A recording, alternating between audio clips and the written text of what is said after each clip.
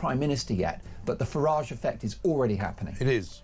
And therefore... Well, the Reform Conference was incredible. I mean, as well, you know, I was there, and I don't think I've ever seen anything like it, politically speaking. It wasn't like a political conference. Well, and Nigel Farage has already changed this Labour government. Yeah. I mean, yes, they won't stop the boats, and yes, the numbers are going to be through the roof and all the rest of it, but the bottom line is that Starmer is shifting right. Yeah. It won't be enough, it's too little too late, but we're going to talk today about the Farage effect. It's working. It's a good one, and I wish old Starmer would shift just out of Downing Street. That would be ideal for me. Yeah. I mean, I think he's going to have to. I think he's out before the end of next year. That's my well, no prediction. one likes him. His own party don't like him, and the public don't like him. So that's it. It's a busted flush. He is a busted flush. Mark Dolan coming next for the next 3 hours. I'll see you tomorrow at 6 a.m. sharp. Don't miss it.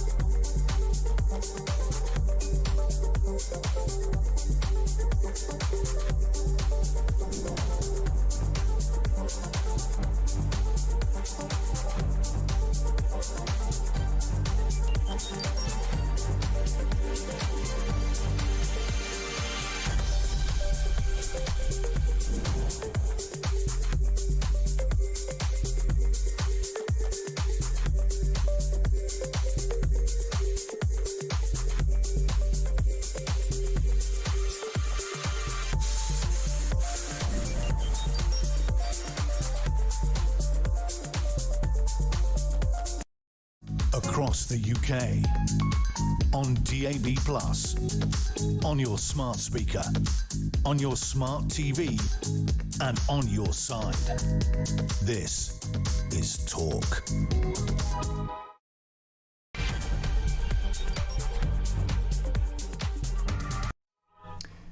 Today's show is dedicated to James Whale, MBE, whose extraordinary life and extraordinary career will be remembered at a memorial service in Kent this afternoon. Now, I had the privilege of knowing and working with James Whale, who was a titan of radio and television long before I ever dreamed of a job in this industry. He was an extraordinary broadcaster, an extraordinary personality, and an extraordinary man. Thank you, James, for your legacy here at Talk, which was your home for decades, and your legacy across radio and TV. May you rest in peace. There's one heck of a radio phone-in happening up in heaven as we speak.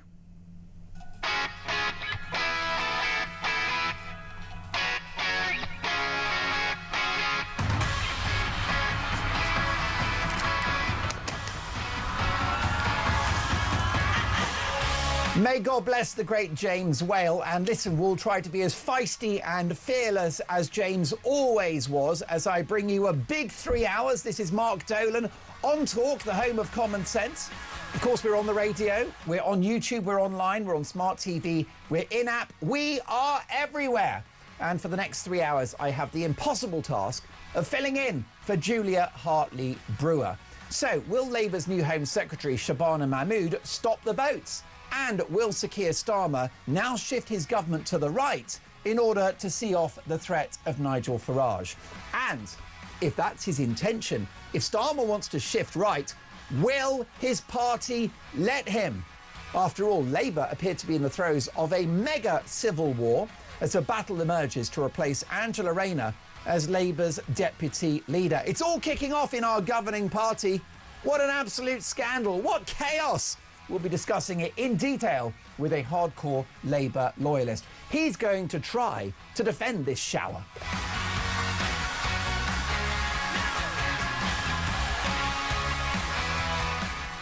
Also today, we're going to be joined by one of the Sun newspaper's top reporters, Thomas Godfrey, on the latest shocking figures on the boat crossings. And at 11, not just a very compelling and much talked about politician, but an extraordinary singer too. What a set of lungs she's got on her. Dame Andrea Jenkins, who performed at the Reform UK conference this weekend, is live on the show at 11 a.m. In fact, producer Alicia, a little bit later, let's get a clip of Andrea Jenkins singing. I tell you something, Celine Dion, eat your heart out. Now, here's a question for you. Are Reform UK a convincing political force? Are they the answer to Britain's problems? Or are Reform UK, and I quote, political junk food? Well, that's the view of a leading Daily Mail columnist. I'll get reaction from Dame Andrea Jenkins on that. Plus, I want your views. 0344 499 1000. Are Reform UK a convincing outfit, or are we being set up for a fall should they win the next general election? Meanwhile, following almost 900 arrests at a pro-Palestine action protest in London this weekend, is it time to scrap these marches? I'll be asking one of the most high-profile members of Britain's Jewish community. Now, our kids here in the UK are getting provably lazier and thicker. I'm afraid, I hate to tell, I know you love your kids. I know you love little Johnny and little Rebecca and little Isabel, but our kids are getting as thick as they're as thick as mints. Look at the GCSE grades. Why is it happening? And here's a question. Is it time to bring back pen and paper? That's right, folks. Calls to scrap screen-based homework are growing. I'll get the views of one of the country's top educators. And I've done my homework for that interview, don't worry about that. I'll be getting an A+. Well, I'll let you be the judge of that. Now, Keir Starmer. It seems he wants to reinvent himself as Tony Blair 2.0 as he discards a raft of left-wing policies. Will it work? I'll be asking the fearless Baroness Claire Fox, independent peer and director of the free speech-loving Academy of Ideas. And was Home Secretary Yvette Cooper moved because of her failure in the Home Office? I'll be asking her former top advisor. And is the Foreign Office, where she's now found herself, is that the retirement home for useless politicians? It's just a dumping ground, isn't it? We had that clown, David Lammy, mastermind himself, who thinks you can have a cervix if you're a man. Apparently you can grow one inside you. That's interesting. Tell me the science on that one, David.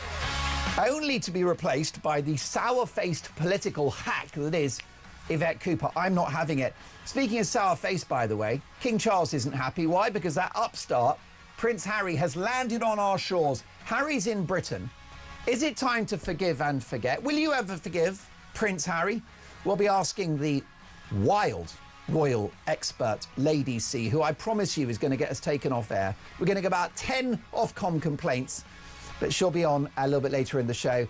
What do you think? Harry, forgive and forget? 0344 499 1000. A big 3 hours to come, lots to get through. And last but not least, at midday, the monologue is back. Yes, my Dolan Dispatch. Socialism, the failed idea that never goes away. This is Talk, the home of common sense. let's get to work. And let's get to work in the company of a very good friend of mine, one of the country's finest political commentators. He's absolutely right.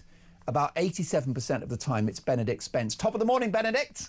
Good morning. Is this going to be one of those days where I'm 13% out? Who knows? I doubt it. Listen, Benedict, I want to ask you a simple question now, which is this reset that we're seeing, this enforced reset on the Labour government, is it good news or bad news for Sir Keir Starmer?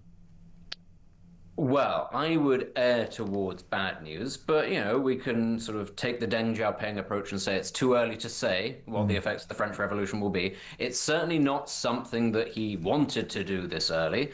You know, a couple of days after saying, well, we're going to start phase 2 of my government and it's going to be better than the last time. Oh, whoops, I've lost my deputy prime minister. What are the odds?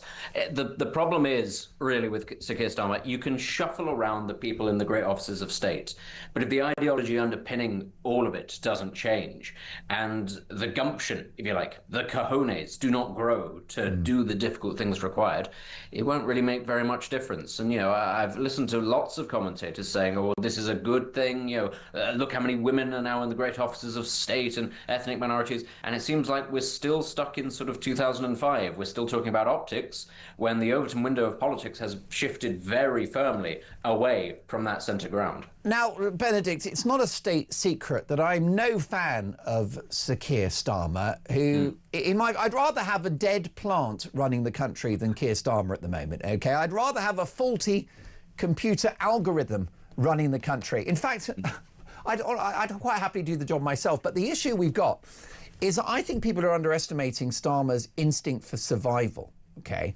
Because, yes, he's made a lot of bad judgment calls across a range of issues, including the economy and immigration. But if we know one thing about Starmer, it's that he's very ambitious. He's obsessed. He was obsessed with achieving power, which he did achieve, and he'll be obsessed with staying in power. He'll do anything to stay at number 10. So does that not mean that he'll start adopting some good policies in order to satisfy the needs of the British public? I mean, possibly, but the polling is as bad as it is, and he still doesn't appear to have got to that stage yet. And it's not even just about saying, I'm going to do these things.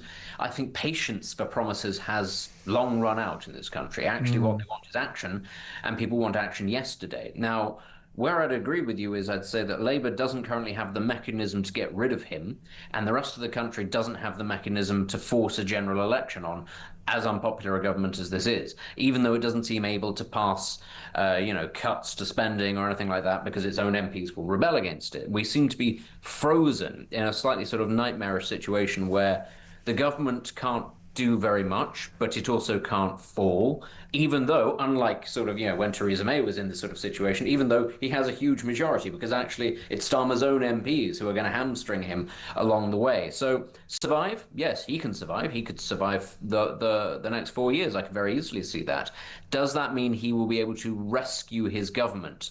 Well, that's a slightly more difficult thing. There is a scenario where I can see him scraping in 4 years' time by the thinnest of margins, having not done very much. But I think that is very much down to who he comes up against. Do Reform get their act together by then? Do we somehow see a Tory renaissance? Doubt it, but still, it's possible. But that's how I see him surviving, is basically gambling, betting the house on Reform tearing its own throat out because it's not entirely organised as it should be. I mean, I think he has got time to play the long game, certainly a year or two. And if I was Keir Starmer and wanted to stay in office, which is it's his entire purpose on earth, that's what he exists to do. That's why there was no plan for government, because exactly like Boris Johnson, he just wanted the top job. There wasn't a plan at all, which is why during the election campaign in the run-up to last July, Starmer didn't tell us what he was going to do because he didn't know, because there was no plan. But what that does, that's obviously a great disadvantage for a Prime Minister, but it means that he's willing to turn on a dime. Don't forget that he was elected as Labour leader, pretending to be an arch socialist, a big Corbynite. Jeremy Corbyn was his friend, and he did a major pivot on that. He was going to nationalise everything, and he shifted to the right almost immediately after being elected. So he's bound to shift again. The question is, will his party let him? Because what he needs to do, doesn't he, is he needs to cut taxes in order to spark economic growth. He needs to stop the boats unilaterally to, maybe a few hundred a week. And he needs to get legal net migration down to about 200k. If he did all those things, I think he's in with a fighting chance, but his party won't let him. Exactly. That's the thing. His own party is the obstacle. Because as you say, cut taxes, everybody's screaming for taxes to be cut. But at the same time, in order to do that, you have to cut spending. Right. And they just refuse to do it. They absolutely refuse to allow benefit spending or anything like that to be touched, partly because so many of their own constituencies have so many people in them who rely on state handouts. And a lot of those MPs are terrified of their own shadow. They worry about losing their own seats. And this is the problem, is that the party could very easily tack to the left at the exact moment it needs to tack to the right, because his MPs are scared of Zach Polanski and the Greens and Jeremy Corbyn and whatever his party's called today. Now, you and I might sit there and go, well, that's slightly laughable. But in those parts of the world, maybe it's not so laughable. Folks, we've got a very busy 3 hours to come. Socialism, the idea that never dies. I'll be tackling that in my Dolan's Dispatch at exactly midday. I'm not pulling my punches, and I want you to join me for that because it's going to be pretty spicy stuff. But next up, a simple question. Is Sarah Vine, Michael Gove's ex and the Daily Mail columnist, right that Reform UK are simply junk food politics? I'll be discussing that with the very big fan of the mac and cheese, the one and only Benedict Spence, next.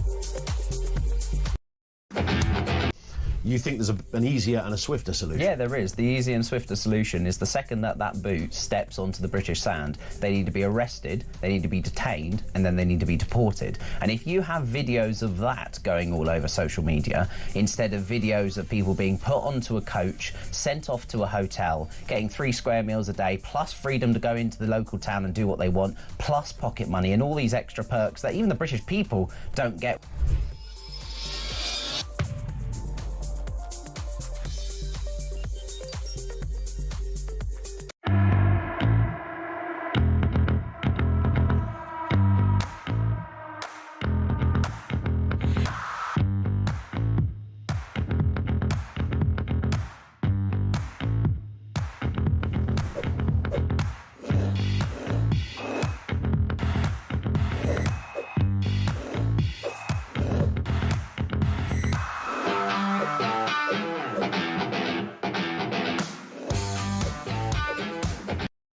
Across the UK, on DAB+, on your smart speaker, on your smart TV, and on your side. This is Talk. Dame Andrea Jenkins, not just a pretty compelling politician, of a household name now these days. She's been on Have I Got News For You. She is, of course, a Reform, one of the most senior figures within the Reform UK project. She's live on the show at 11 a.m. But here's a question for you. Are Reform UK junk food politics? That's the view of Michael Gove's ex-wife, Sarah Vine, writing in the Mail newspaper. Chris in Exham, what do you think? I think that's an incredibly rude thing to say, to start with. I've believed in Nigel for a long time, but I wasn't sure about reform. I'm talking about Brexit. And I started to think about reform last year, and I joined, and I've never been a member of a political party before. Come from a staunch Tory background. And I thought, right, well, I'm going to go and find out for myself. So I went to conference this year, and I spent 3 days there. And I managed to meet Andrea Jenkins, who's a lovely lady, and Deputy Ingrid. And I managed to speak with Zia Youssef and Richard Tice. And I caught some of the breakout speeches as well. And the amount of people that were there and the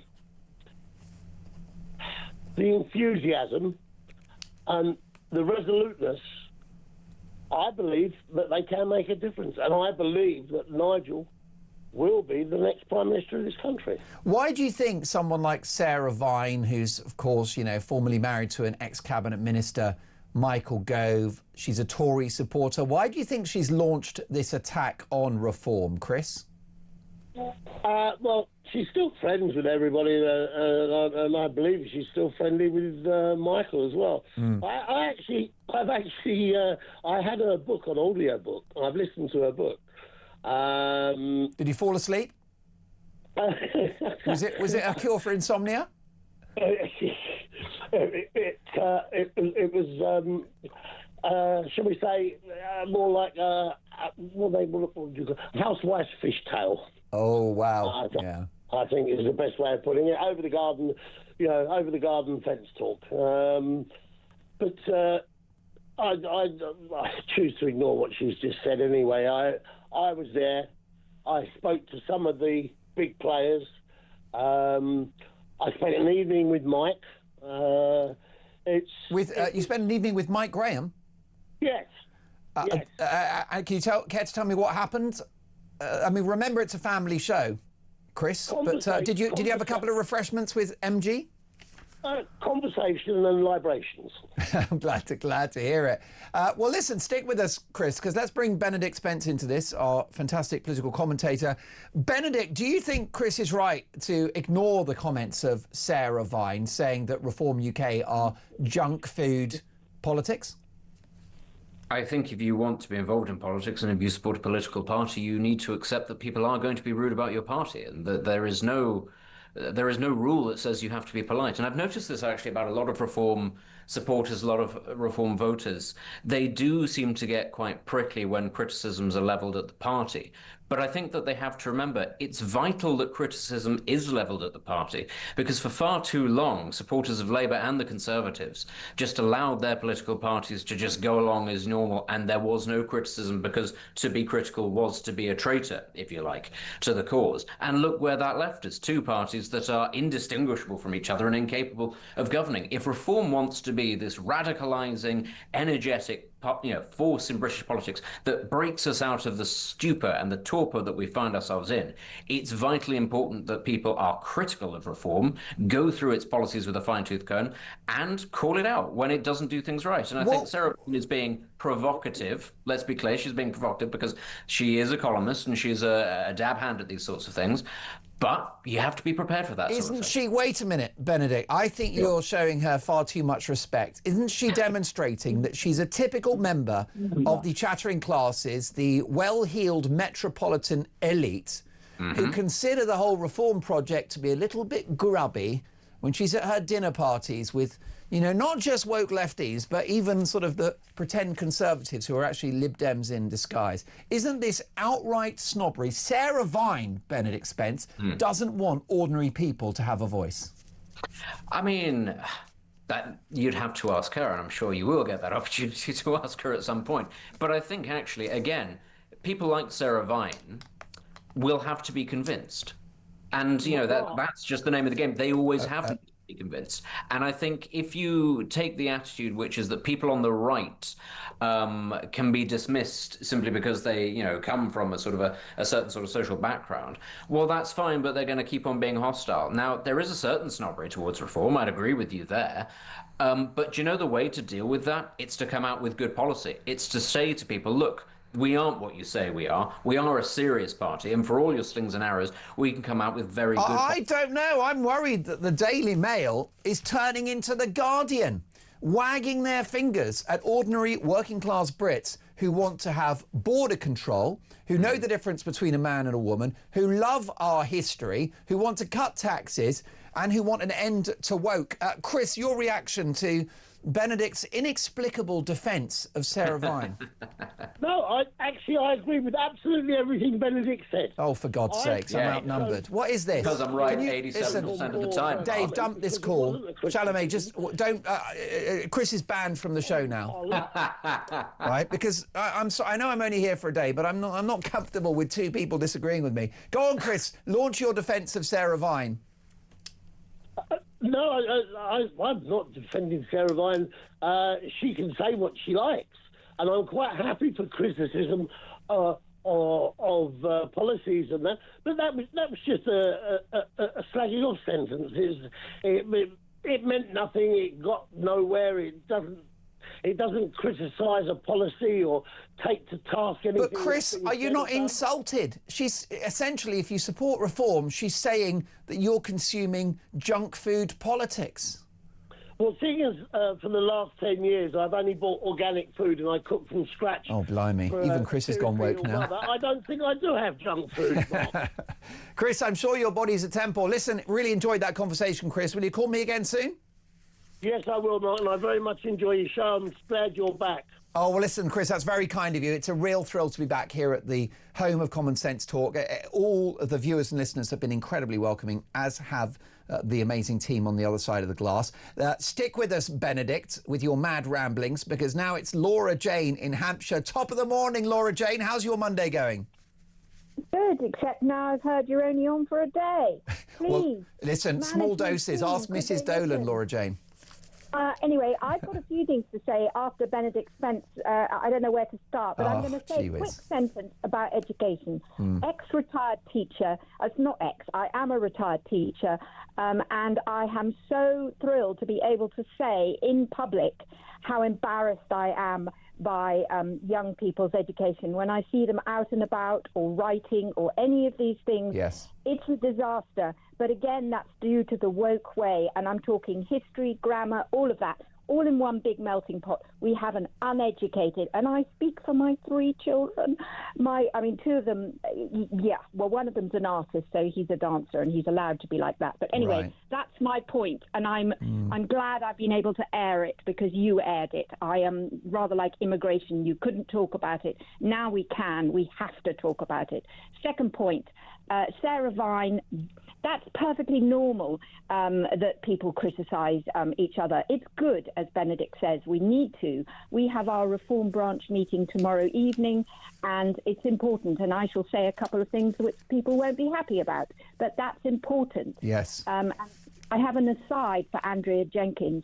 I couldn't go to the conference because I've got 4 dogs, and I'm not sure they would have appreciated my 4 little people. But anyway, more the hotel system, actually. But there we go. Yeah. I want to ask her, actually, I've got 2 parts to this. One, I think talk radio seems to be the only journalists that were there. So is that telling us something? Yes. Which we're probably not allowed to say, but great.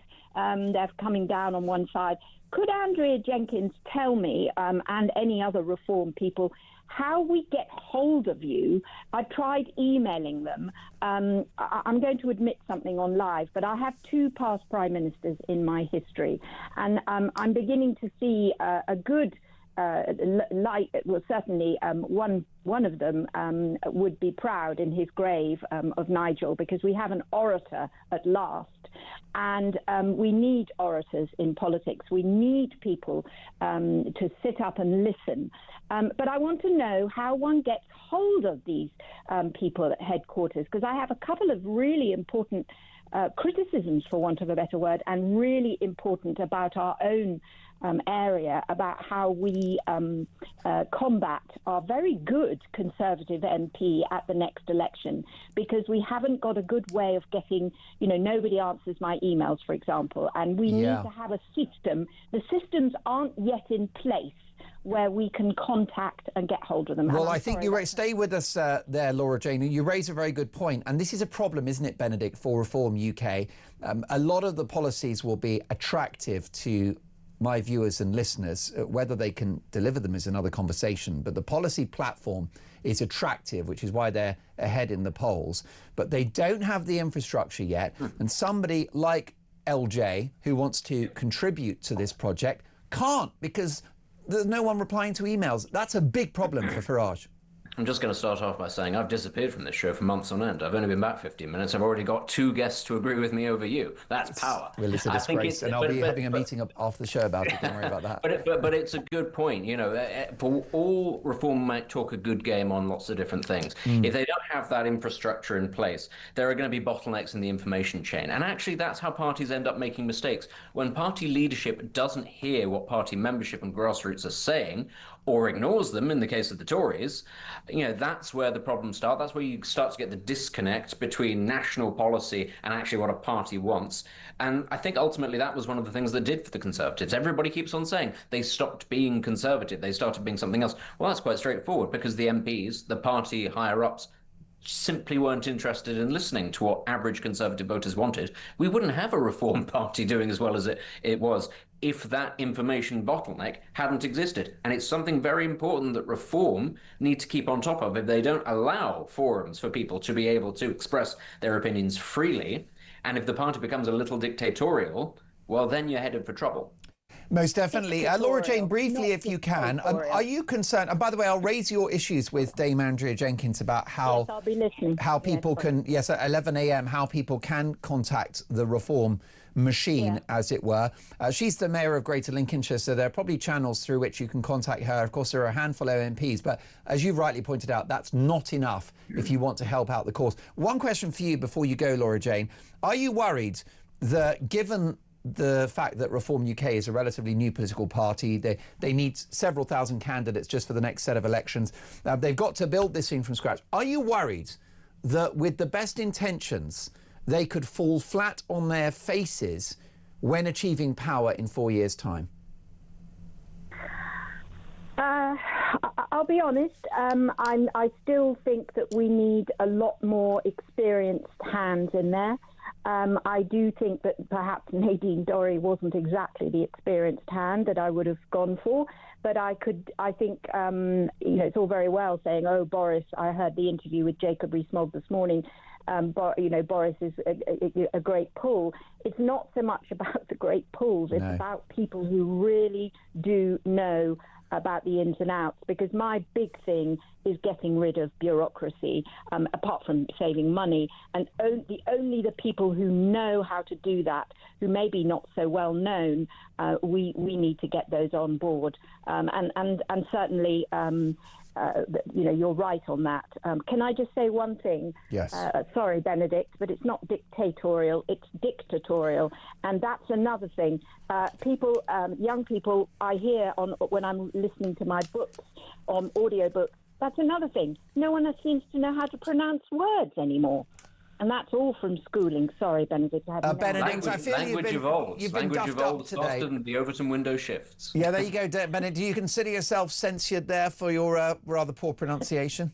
No, I'm going to start a campaign to change things so that the official pronunciation is however I decide to pronounce it. I'm going to bring back Kenya as a pronunciation. How about that? That's a starting point. It's not Kenya. Oh, my goodness. The world's gone mad. Laura Jane, do call us again soon, and I'll put your points to Dame Andrea Jenkins, who is on the show live at 11 a.m. And yes, I'll be asking her some difficult questions about the Reform UK project. Why? Well, because the polls would suggest they will be our next government.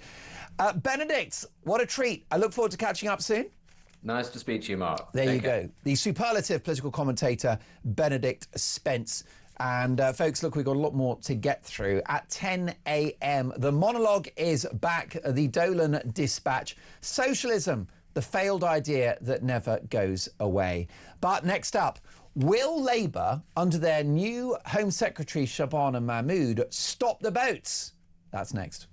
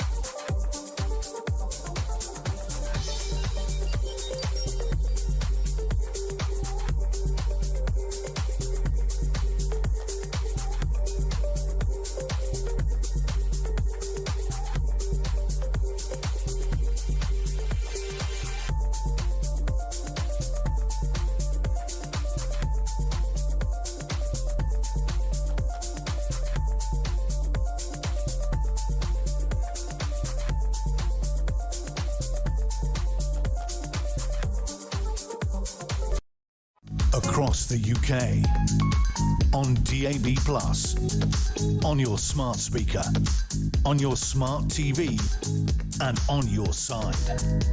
This is Talk. Will the brand new Home Secretary Shabana Mahmood stop the boats? Let's get the views of James Matthewson, someone very close to the Labour project and political commentator. Hello, James. Long time no see. Hi, Mark. How are you doing? I'm very, very well. Do you think that Mahmood will move the dial when it comes to these issues around illegal immigration? I think she certainly will try to. It's one of her priorities. It's the biggest thing she's been tasked with, really, by Keir Starmer. And it seems like that is the government's objective, to continue moving down that path and to try and keep up that mission that they've committed themselves to. Whether I think they should or not is a different question. Well, indeed. And how many of those Labour backbenchers would support a more robust approach, such as another look at the ECHR or the Human Rights Act? Well, those Labour backbenchers have to ask themselves, a really big question at the moment. And it's a very difficult situation for many of them. I would say that they're not, the ones who ended up in the wrong party. They were in the party of working people, in the party connected to the Labour movement and trade union movement. And unfortunately, they've been let down by the leadership, who have decided to take a direction that is not their natural direction. But why don't figures on the left, on those Labour backbenches, and reading between the lines, you as well, James, why don't they want to stop the boats? It's not about wanting or not wanting to stop the boats. It's that's not a priority for me. It's not a priority for my friends. It's not a priority for anybody I know in my working class communities where I come from. There are people who are bothered about it, absolutely. There's people who are, their top concern is immigration. I understand that. It's not for me. I think that the legal net migration is a more debatable issue, given the fact that they're plugging a gap in the public sector. So I think, James, that you can have a nuanced conversation about legal net migration. Something I ask a lot of commentators is what is a good number, and that's a conversation we need to have. Of course, that's in our gift, isn't it? A government can decide. Every year we'll have 50,000 people net that come into the country. Of course, last year it was closer to 1 million. That's a conversation you can have. But the issue with the boats, that's 50,000 people entering the country illegally every year, the vast majority of whom will stay, granted asylum, vast majority of whom will prove to be a net cost to the taxpayer, and whose accommodation costs upwards of £3 billion a year. Why are voices on the left comfortable with that? It's because we have a different worldview and outlook to you, Mark, unfortunately. To me, people aren't illegal, okay, as it is under international law and international definition of law. Because we're an island, that's the problem here, right? That's the only difference to any other country. We're only the 5th largest in Europe who take, when it comes to taking refugees or asylum seekers. And whether you believe somebody is entitled to be here or not, surely you should believe that they have the right to put in their asylum claim and then be judged. The big issue for me is the fact of how long that takes to do. And that's really what all the conflict's been about. And yet, James, it's likely that Labour will be dispatched from power and Keir Starmer will be booted out of number 10 because lots of very reasonable people on the left in this country, Labour voters who are disgruntled, who listen to this show or watch this show online, feel betrayed by Keir Starmer because they don't want 50,000 people entering the country at an enormous cost of money that can't go to the poor already here. Well, I wouldn't say those people are on the left. I'm yet to hear. Well, I've got 2 words for you: red wall. Well, yeah, but they're not left-wingers. We had tribal voting in this country for so long, Mark. Wait, I'm very confused. Are Labour voters in Greater Manchester not left-wing or supporting a left-wing party? Not every Labour voter's left-wing. That's not James. how voters work. Is everyone's right-wing now? Even Labour voting Northerners? No, I'm not saying... No, that's not... Are they far right? Mark. I'm saying that people are tribal and have been for many years. If you talk to people, you'll hear them say, I've often, just voted Labour because my parents voted Labour. Now I'm starting to think about what I want and how I see the world, and maybe I'm socially conservative, or I believe in, a more right-wing economic philosophy. People ask themselves questions as they grow and develop. That has been the problem of the Labour Party, and the fact that then consecutive governments for the past 20 years have let those communities down and left them behind as a country. It's exactly the same as what happened in America with the Democrats, failing those communities in the Rust Belt. Right. And then being annoyed when they turn away from them. That's the issue. Well, that's the point, but that's exactly what's happened in the Red Wall. This was a constituency, a set of constituencies that Labour could rely on who have turned on them because of the consequences of mass immigration, the downward shift in wages, communities that aren't integrated, and migrant hotels. These people haven't suddenly become right-wing. They've been let down by the party that used to represent them, the party that you still want to be in power, Labour. I've never said anything about wanting them to be in power, did I? Well, I'm assuming you voted Labour at the last election. At the last election, many people voted Labour who wouldn't vote Labour again. I am politically homeless at the moment, Mark. I'm not a Labour member. I'm furious about the direction of the party, and here's why. Because as you've just pointed out, consecutive governments, including Labour governments, have failed and left behind those communities, didn't do enough for them. Communities where I come from and where I grew up. Not taken seriously, not listened to. Brexit was the first kind of warning sign of that. Places like Sunderland, where they were just condemned and criticised for their view, they weren't listened to. And as a result, of course, they're going to turn away from that. But whether that means people, their political views themselves have shifted. I have family members who, voted Labour for many, many years because they were trade unionists. But the further the Labour Party got away from trade unionism, the more critical they became of it. But look, people have to ask themselves what their own values are and what they stand for. And this is why I do not believe it is worth the Labour Party's time to try and convince people who are so bothered about immigration, because immigration hasn't caused these problems. 15 years of austerity has caused these problems. The Home Office doesn't function because it was stripped of money and resources. What would you say? The public service works because of that. That's why. And then when people point to immigration and say, by the way, look over there, that's your problem, people who swallow that narrative, it's very hard to get them back from that. Well, people say 50,000 illegal immigrants per year is not much. It's a drop in the ocean compared to legal net migration, which at one point was close to 1 million.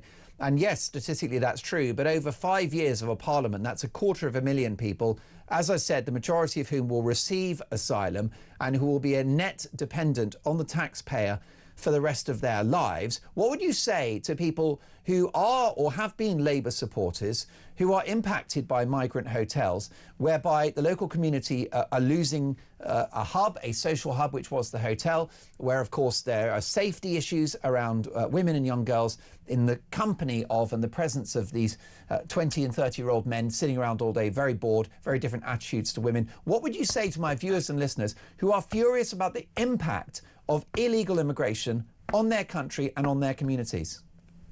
Well, I would say to them, I think you're a lost cause, Mark, in the nicest way possible. I like you, we get along. What an insulting thing to say. I don't think I'm going to convince you, Emma, let's be honest. My mind is open, but I need you to tackle the big issues. I will try and convince those viewers. And what I would say is, please listen, please look around you. Look at the community. Look at the fact there's no dentist appointments. Look at the fact that you can't get a GP's appointment. Look at the school places or lack of. And trace that back to exactly the political decisions that were made to make that happen, which was underfunding of public services. Then look at the arrivals of these people into our country, something we've always been able to handle and should be able to handle because it's a function. We've never had these numbers in our history. And then when it comes to safety of women and girls, ask those men standing waving St. George's flags around, the same men who seem to be at every single migrant hotel. Ask them what their conviction rate for domestic violence is. I think you'll be surprised. Okay, and listen, before I let you go, James, you strike me as a lost cause as well, because the issue is that the public now are furious about the consequences of illegal immigration. And as long as you remain attached to this idea, this flowery idea of open borders, you're never going to win power again. Never said open borders. Never said them. Well, £50,000 a year, 50,000 people a year to me is an open border. It's not an open border. It's not. It's a quarter of a million people in one parliament. No, because we're talking about migrant hotels in the same breath. That's not an open border, is it, if they're being placed somewhere? The problem is they're being placed in the wrong place. And they're being placed in the wrong place because it's an emergency response to an issue that requires, like, forethought and planning. And because you can't put them in houses, because there are no houses, let alone for people here, then where do you put them? That's James, and just briefly, James, how does it help the poor of this country? And we are united on something, James. There's a lot more that unites us than divides us. And we both hate poverty. We both hate inequality, right? And I'd like economic growth and then give that money to the deprived in our society. That's actually my vision for the world. So we share a common concern about poverty and deprivation. How does it help poor people if 250,000 poor people enter the country illegally in one parliament? How does that help the poor that are here already? An extra 250,000 who are going to need dentists, need GP, need cheap accommodation, and will be on welfare for the rest of their life, the vast majority. No, the vast majority won't be on welfare for the rest of their life. Yes, they will. The question They're is, not doctors and engineers. They're not rocket scientists. Most of these men will be either in low-skilled, low-paid jobs, which will involve receiving benefits, or they won't work at all. That's a fact. That's the narrative we hear time and time again. What percentage of them are engineers, doctors, and scientists coming across on dinghies? We have a duty of responsibility to process every single person. You didn't answer my question. Imagine as a country, if you're a complete failure, you can't even do paperwork, right? Because that's what we're being asked to do. You didn't answer my question. And we should be able to process. How does it help the poor of this country if 250,000 people who are poor enter illegally and become our problem every 5 years? How does it help the poor for more poor people to be imported who are not British citizens? The enemy of the poor, of the existing poor. Yes, they are. Yes, they are, because they'll be competing for the resources that are already limited. We are united in our struggle against those who starve us of the public resources and means that we need. Right, and you bring in an extra 250,000 to compete for those resources with the existing poor people in Britain. It's not competing. Do the maths, James. There is no need to compete with those things. I'm sorry. There just isn't. Society needs people to function. It needs people to work. The issue here, and by the way, I hear your concerns. I hear your... I care about the poor, which is why I want to stop the boats. Because then there'll be more money. You see, if you stop the boats, there's more money for the poor. If you stop the boats, James, you close the migrant hotels, that's $3 billion a year that we can give to poor people. Do you know how much was $3 billion lost to tax avoidance last year, Mark? Oh my God, wriggling on the line. What is this? No, I'm sorry. Do you know how much was lost to tax avoidance? Oh, probably billions. Yeah, more. Sure. Whether we can agree, stop the tax avoidance, stop the tax avoidance, and stop the boats.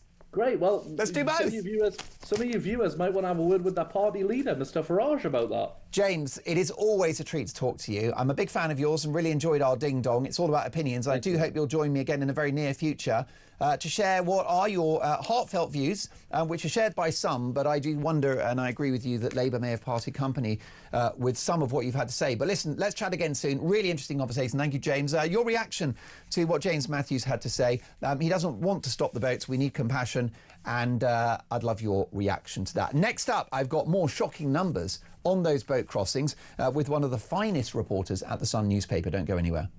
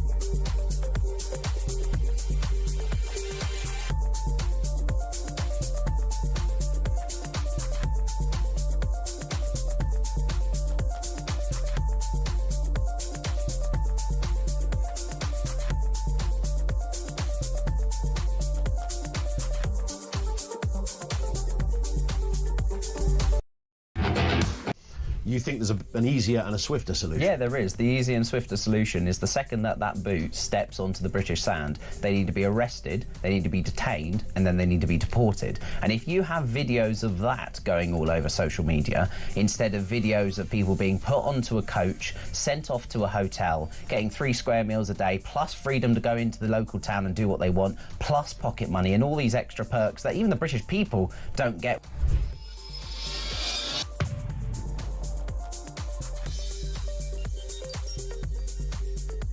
And they were going to have to do a reshuffle anyway.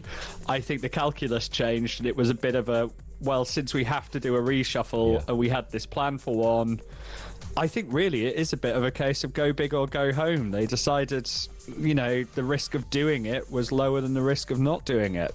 And it also took away some of the headlines, I suppose, from the, you know, the specifics of Angela Rayner. Not that they disappeared, but it meant that the big headlines by the 6 o'clock news was the reshuffle rather than the resignation. Across the UK, on DAB+, on your smart speaker, on your smart TV, and on your side. This is Talk.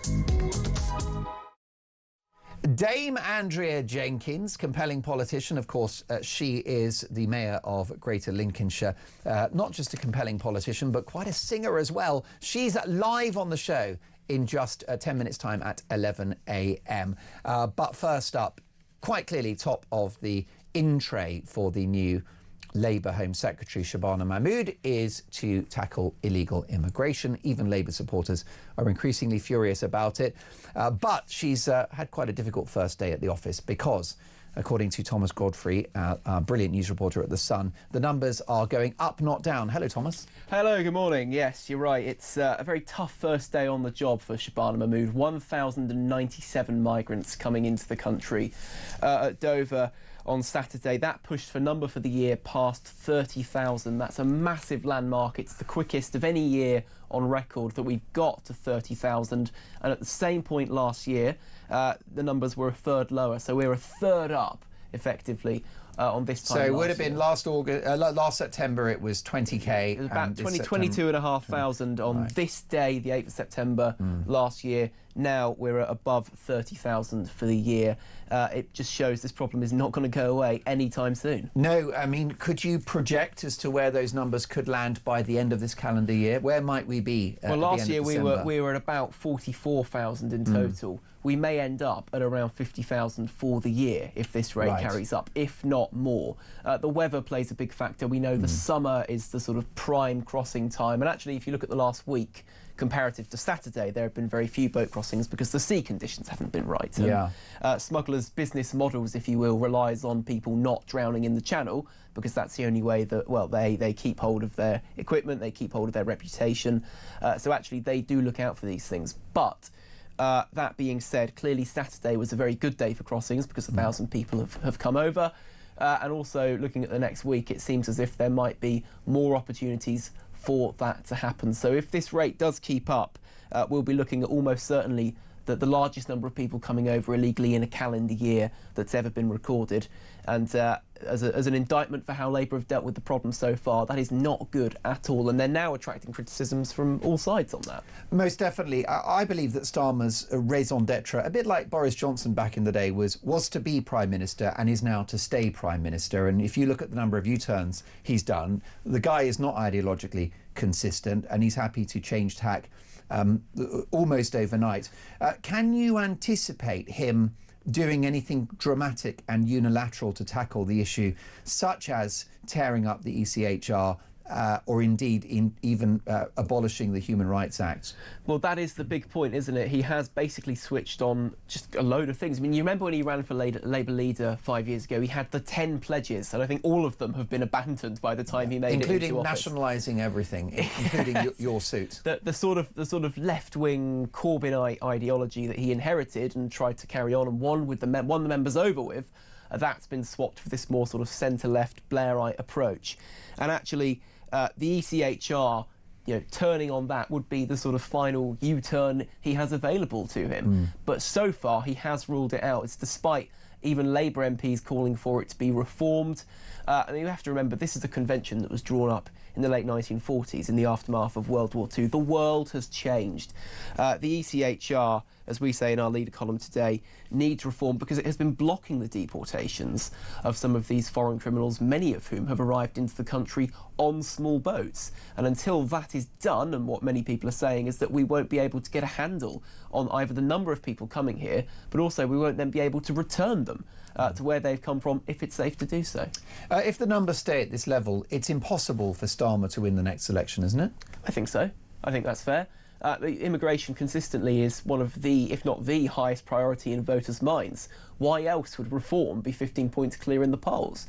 Nigel Farage's top talking point above anything else has been immigration. It's been that way for him for the best part of 30 years.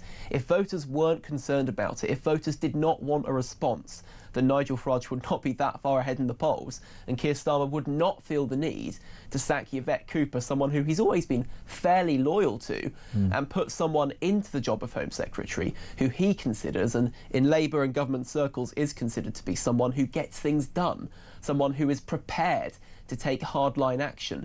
It may well end up that Shabana Mahmood, when she gets settled into this job and hears the concerns about the ECHR, she may end up being the one pushing for reform. And then it will be up to Keir Starmer to decide whether he wants to side with her, if she takes the side that many voters are now on, which is that it needs radical reform, or if he wants to stick to his international lawyer, ex-barrister guns, with people like Lord Hermer, who don't want it changed at all.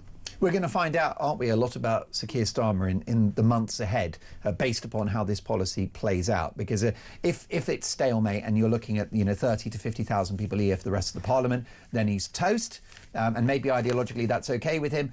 Or if he is the ambitious man that I consider him to be, then he may well do some very surprising things. But potentially spark a civil war within his own party. Very much so. I mean, look, your party, or whatever the hell that's going to be called when they eventually think of a name, the Green Party. Monster raving loonies. They're all surging in the polls. You know, it's a very fractious coalition he's got. It's a very delicate coalition. In the last election, the idea of the Ming vase was talked about quite a lot. I think a year and a bit on, that Ming vase is firmly all over the floor. Listen, I love The Sun and love your reporting on it, Thomas. We'll catch up soon. Thomas Godfrey is a news reporter at The Sun newspaper. Check out their website and, of course, get the paper every day. Next up, a very big hour for you. Are Reform UK political junk food? That's the view of Michael Gove's ex-wife and male columnist. I'll be asking Dame Andrea Jenkins, who I may also ask to sing.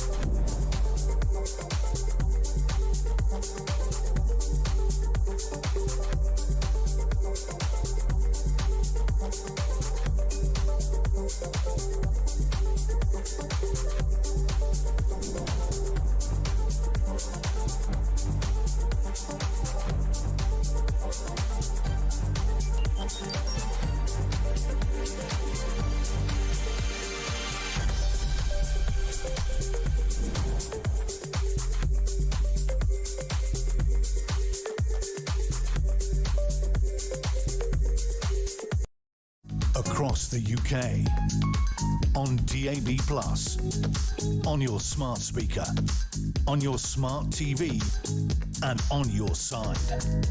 This is Talk.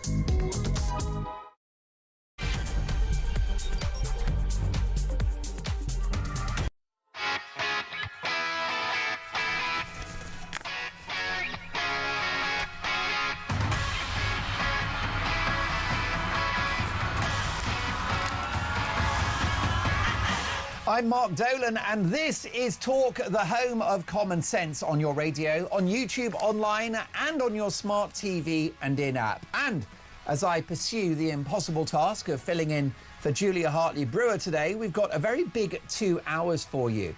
So will Labour's new Home Secretary move the dial when it comes to stopping the boats? And will Sir Keir Starmer now shift his government to the right in order to see off the threat of Nigel Farage? And if that's his intention, will his party let him? After all, we're hearing reports now that the Labour Party itself, our governing party, is in the throes of a full civil war as a battle emerges to replace Angela Rayner as Labour's deputy leader. So could it ultimately see Starmer fall? We'll get opinions from across the political spectrum on that one. Also, in what is going to be a very, very busy show, I'm delighted to say the monologue is back at midday. It is the Dolan Dispatch, Socialism, the Failed Idea That Never Dies. I'll be giving an overview about just what's happening to our politics in Britain in 2025. And how about this? Are Reform UK a convincing political force or political junk food, which is the view of Michael Gove's ex-wife, Daily Mail columnist Sarah Vine? Fabulous message from Stephen on that one, who says, Mark, Sarah Vine is a remnant part of the former Blairite Conservative Party that were the downfall of the Tories. She has clearly, like the rest of that party, not understood this. They've forgotten what made the Conservative Party win. Firm, logical, common sense policies. So, have Reform UK stolen the Tories' clothes?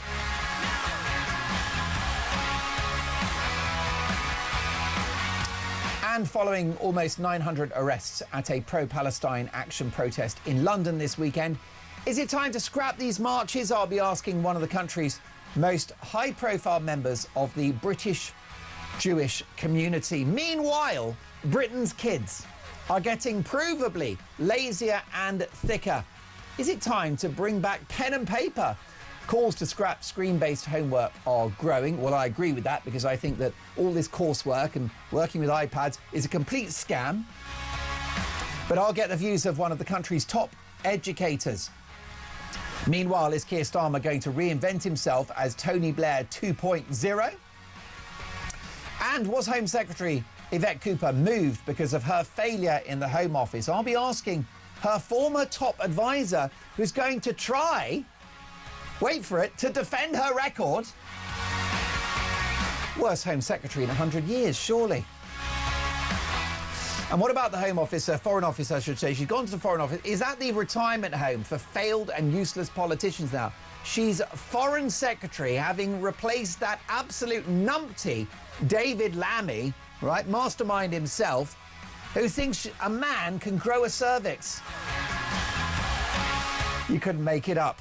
Will Sir Keir Starmer grow a backbone? Listen, all of that to come. What really matters to me is your opinions. So 0344 499 1000. A big 3 hours to come. The Dolan Dispatch at midday. But first, let's get cracking with what's going to be a big hour in which we place Reform UK under the microscope.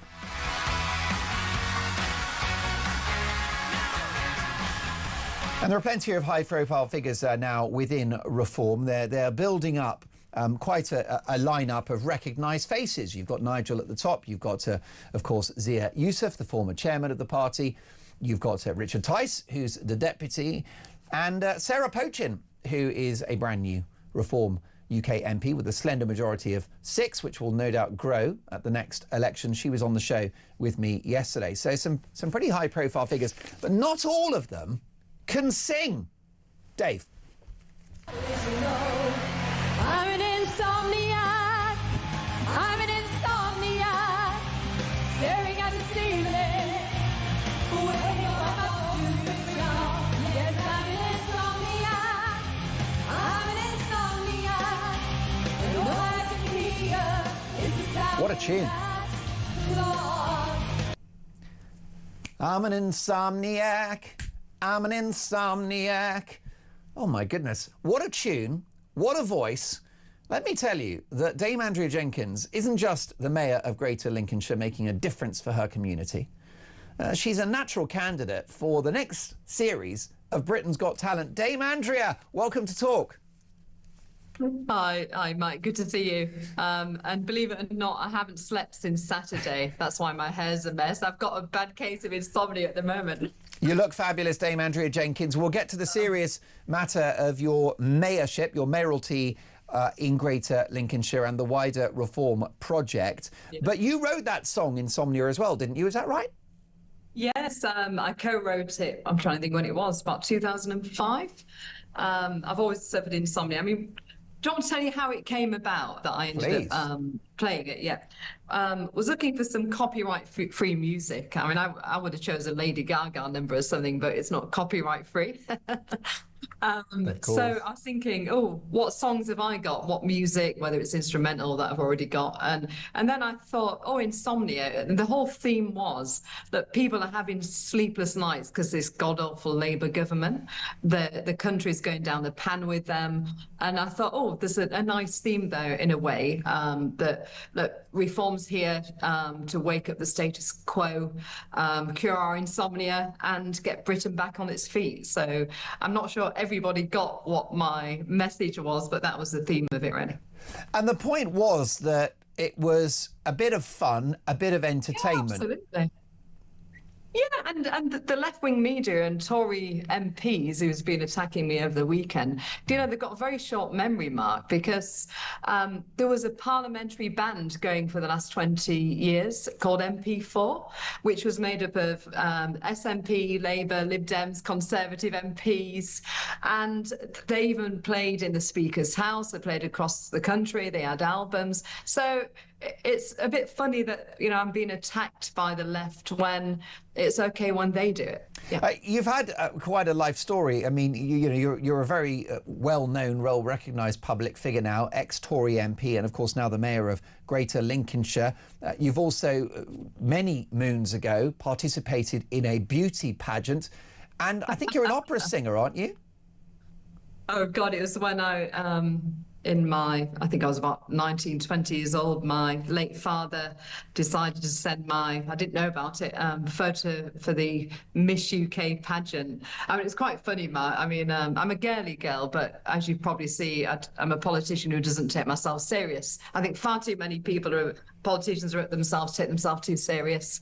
And I remember, getting into the final and people were saying, oh, I want to go to the loo, but I don't because I want to make an entrance. And I'm like, for God's sake, you need the loo, go to the loo. Most definitely. Pretentiousness, really. But I think which made me laugh. What politics needs is people that have lived a life and done other things. I think the worst kind of politician for me is somebody that was, a party member from their teenage years and stuffing envelopes and knocking on doors and then sort of work for the party, then maybe the local authority and then policy advisor and then MP, right? No life experience, for example, business, all right. So I think your colourful background is to be welcomed and admired. However, I will ask you, do moments like your singing, which went viral, Nigel Farage's selfies in the pub and the TikTok videos that he, of course, goes viral with, is there a danger that this trivialises the reform project and underplays the important issues facing this country? Because, I mean, look, it's serious work. I mean, look, I've worked in industry myself. I've been in senior management at multi-million-pound businesses, etc. And I've got a serious role now. But, why can't people be themselves? People are sick of this, the type of politicians. I mean, look what we've had with the last consecutive governments. It's not worked. And what I think the public want is authenticity. I mean, you get to, sort of my age, in my early 50s, I've lost both parents, Mark, and you realise how precious life is and enjoy life, do a good job, work hard for your community, but enjoy life, try and put a smile on people's face. I think life's too short. And just try and connect to people, be yourself. Because, if you're not yourself, people see through that. And do you really want politicians who you can't trust? Well, most definitely not. Dame Andrea, Reform UK now have a few years. I mean, your leader thinks there could be an election in 2027, but it's still highly likely that it will be 2029. And if that's the case, then Reform have a few years in local government to prove their chops, okay, to eradicate wokery, get spending down, tackle those awfully swollen budgets and some local authorities teetering on the brink of bankruptcy. So Reform have a few years to prove their value, prove their worth at a local level. And you're part of that as Mayor of Greater Lincolnshire. Can you deliver for the party and for your voters?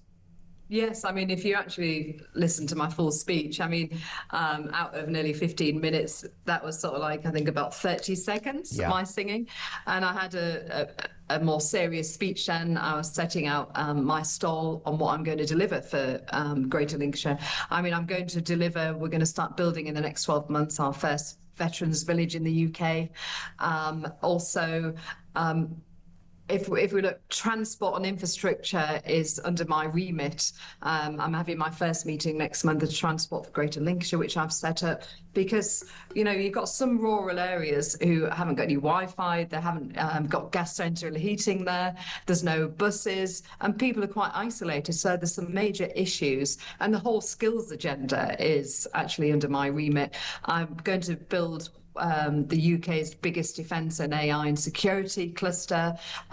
Agricultural ag tech is a big thing for me as well, which I'm going to inject steroids into it and really compete on the global stage. And also, I want to get Britain building, Mark. I mean, we have a huge shortage of the trades. You know, the plumbers, the plasterers, the builders, etc. And in the recent industrial strategy, Labour has said that they're going to give visas to welders. And it's a sad state of affairs, isn't it? I mean, this was the Tory government who got us into this, wasn't it? That we don't have enough welders in Britain to do welding. And so I want to build one of the biggest trades colleges in the country here in Lincolnshire, and I've got plans for that. So there's a lot I want to do. It's making sure that our children's future is really going to mean something in Lincolnshire. And I've got my great exhibition next month, which shines a light on Lincolnshire. I've got ambassadors speaking, etc. So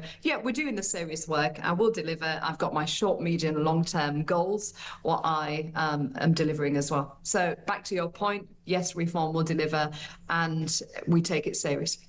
A big part of the reform offer at a local level is to cut waste and save taxpayers billions, and that would obviously fix the broken business model of many local authorities. But haven't politicians been saying that they'll tackle waste since the year dot? Yes, absolutely. And you probably said it as a Conservative MP back in the day. Absolutely. But Zia, who's running the Doge unit, I'd like to see every public sector organisation, Doge, going in there when we get into government and, you know, save money for the taxpayer. I mean, the crazy things that he's been finding of wasted of taxpayers' money. I mean, cinema tickets for migrants, even having hair and beauty, hair extensions. I mean, this is crazy. What do the migrants watch when they go to the cinema? Mission Impossible? Master and Commander? Titanic? Yeah, absolutely. Okay. Yeah. Listen, it's important that we tackle this waste, isn't it? And what about the party being ready for power? You're going to need 4 years. Nigel Farage talking about 2027 is insanity, isn't it? Because you won't be ready in 2 years' time. You need infrastructure. Yeah, and I have to say the professionalism which was, you know, initially led by Richard, then Zia within the party, is amazing. I mean, I've never had so much support when I was a candidate. We have training sessions for councillors, even candidates. We have got policy teams now. I mean, look, we've got to have an international relations policy. I studied IR. Look, it was very frightening last week what we saw in China, wasn't it, with Putin, etc. So they're really going to try and tip the balance of the West, really. So we've got to have a plan on what we're going to do about this and build relations, which obviously Nigel's already doing. He's got a great relationship with Trump, but also fiscal policy as well. That's going to be a key thing. We want to save money, but we need to think how we're going to raise money. I mean, you know, I'm low tax. I don't believe in low taxes. So how we're going to get inward investment, how we're going to save money as well. So if we're going to deliver these things. So that's the next things we're going to be working on the next 12 months. Before I let you go, I know you're very busy, Dame Andrea. You need to get back to the job of your mayoralty of Greater Lincolnshire. Before you go, I want to ask you about these wet Tories joining Reform UK. Boris cheerleaders like Nadine Dorries. Does that concern you? I mean, I've known Nadine a long time, haven't I? I was in Parliament with her, and I mean, she's not wet. I mean, look, she's a Brexiteer. Look, she was incredibly outspoken, conviction politician. Once you look at the early days in Parliament, etc., and she's loyal to a leader. So. A leader who she respects, Boris. like I'm loyal to. Yes, but she'll be loyal to Nigel. I've had conversations with her. She truly believes that only reform can save Britain. So, and like Nigel said on stage, having people who's got that cabinet experience and ministerial experience, it's important. Yes, but I mean, Boris is we only surely want the right people, Boris with the open borders, net zero, and the illiberal and ruinous lockdowns. Surely he's banned from Reform UK. Look, Boris is not joining Reform and is not going into politics. And we saw Zia speak at the weekend. So I don't know where this has come from, but that's not going to happen. Yeah, I know. But look, the fact is, I would only like to see people come across to our party who believes in the reform cause, which is about our family, community, our country, getting the country back on its feet, fully supports Nigel to be our Prime Minister, and is committed to rebuilding Britain. So I don't want any of these lefty One Nation lot who destroyed the Conservative Party. Listen, Dame Andrea, we're privileged to have you. We know you're busy. Thank you so much for your time. I'll just end on a very positive note, which is that Graham in Bushy says that you should represent the UK at next year's Eurovision. I know you're very, very busy now as a public official, but what do you think? Would you do Eurovision? Look, it's funny, MP4 was trying to do that, the band. I don't think anybody's going to vote. You know, we usually get 0 point. I'll get 0 point because nobody likes a centre-right politician, do they? Yeah, I wouldn't get you many points, I'm afraid. Listen, Dame Andrea, thank you for your time. Great to see you. We'll catch up again soon. Next up, it's your calls. Are you worried about Reform UK? Is it junk food politics? We'll debate that. And engineer Dave, why don't we play out into the break with a bit more of that outstanding tune, co-written by Dame Andrea. Eurovision, here we come. I'm an insomniac. I'm an insomniac. Staring at the ceiling. Waiting for my phone to switch on. Yes, I'm an insomniac.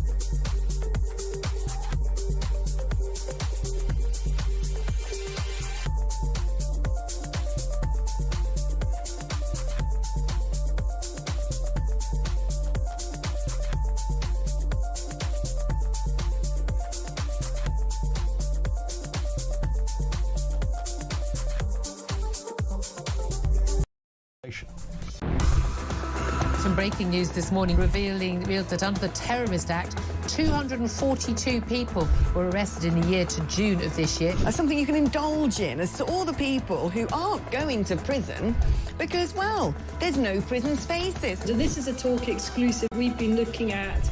I said, you take these cuffs off me and speak to me like a human being rather than a common criminal. You're just left wondering, do these people who lead us actually hate Britain? Yeah. Do they not love our country and everything that we've stood for? You think there's an easier and a swifter solution? Yeah, there is. The easier and swifter solution is the second that that boot steps onto the British sand, they need to be arrested, they need to be detained, and then they need to be deported. And if you have videos of that going all over social media, instead of videos of people being put onto a coach, sent off to a hotel, getting 3 square meals a day... Across the UK, on DAB+, on your smart speaker, on your smart TV, and on your side. This is Talk.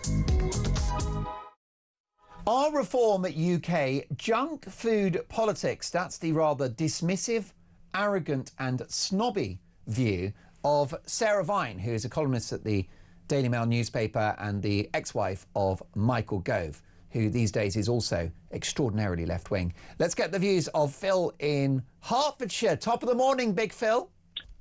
Good morning, Mark, and nice to hear you back on the old airwaves. Thank you. It's great to be back. Thank you for having me, Phil. Yeah, thank you, Mark. Thank you for having me. Mark, dog food, or not dog food, junk food politics. Yeah. Well, mind you, they might want to call it dog food. Mark, they're desperate.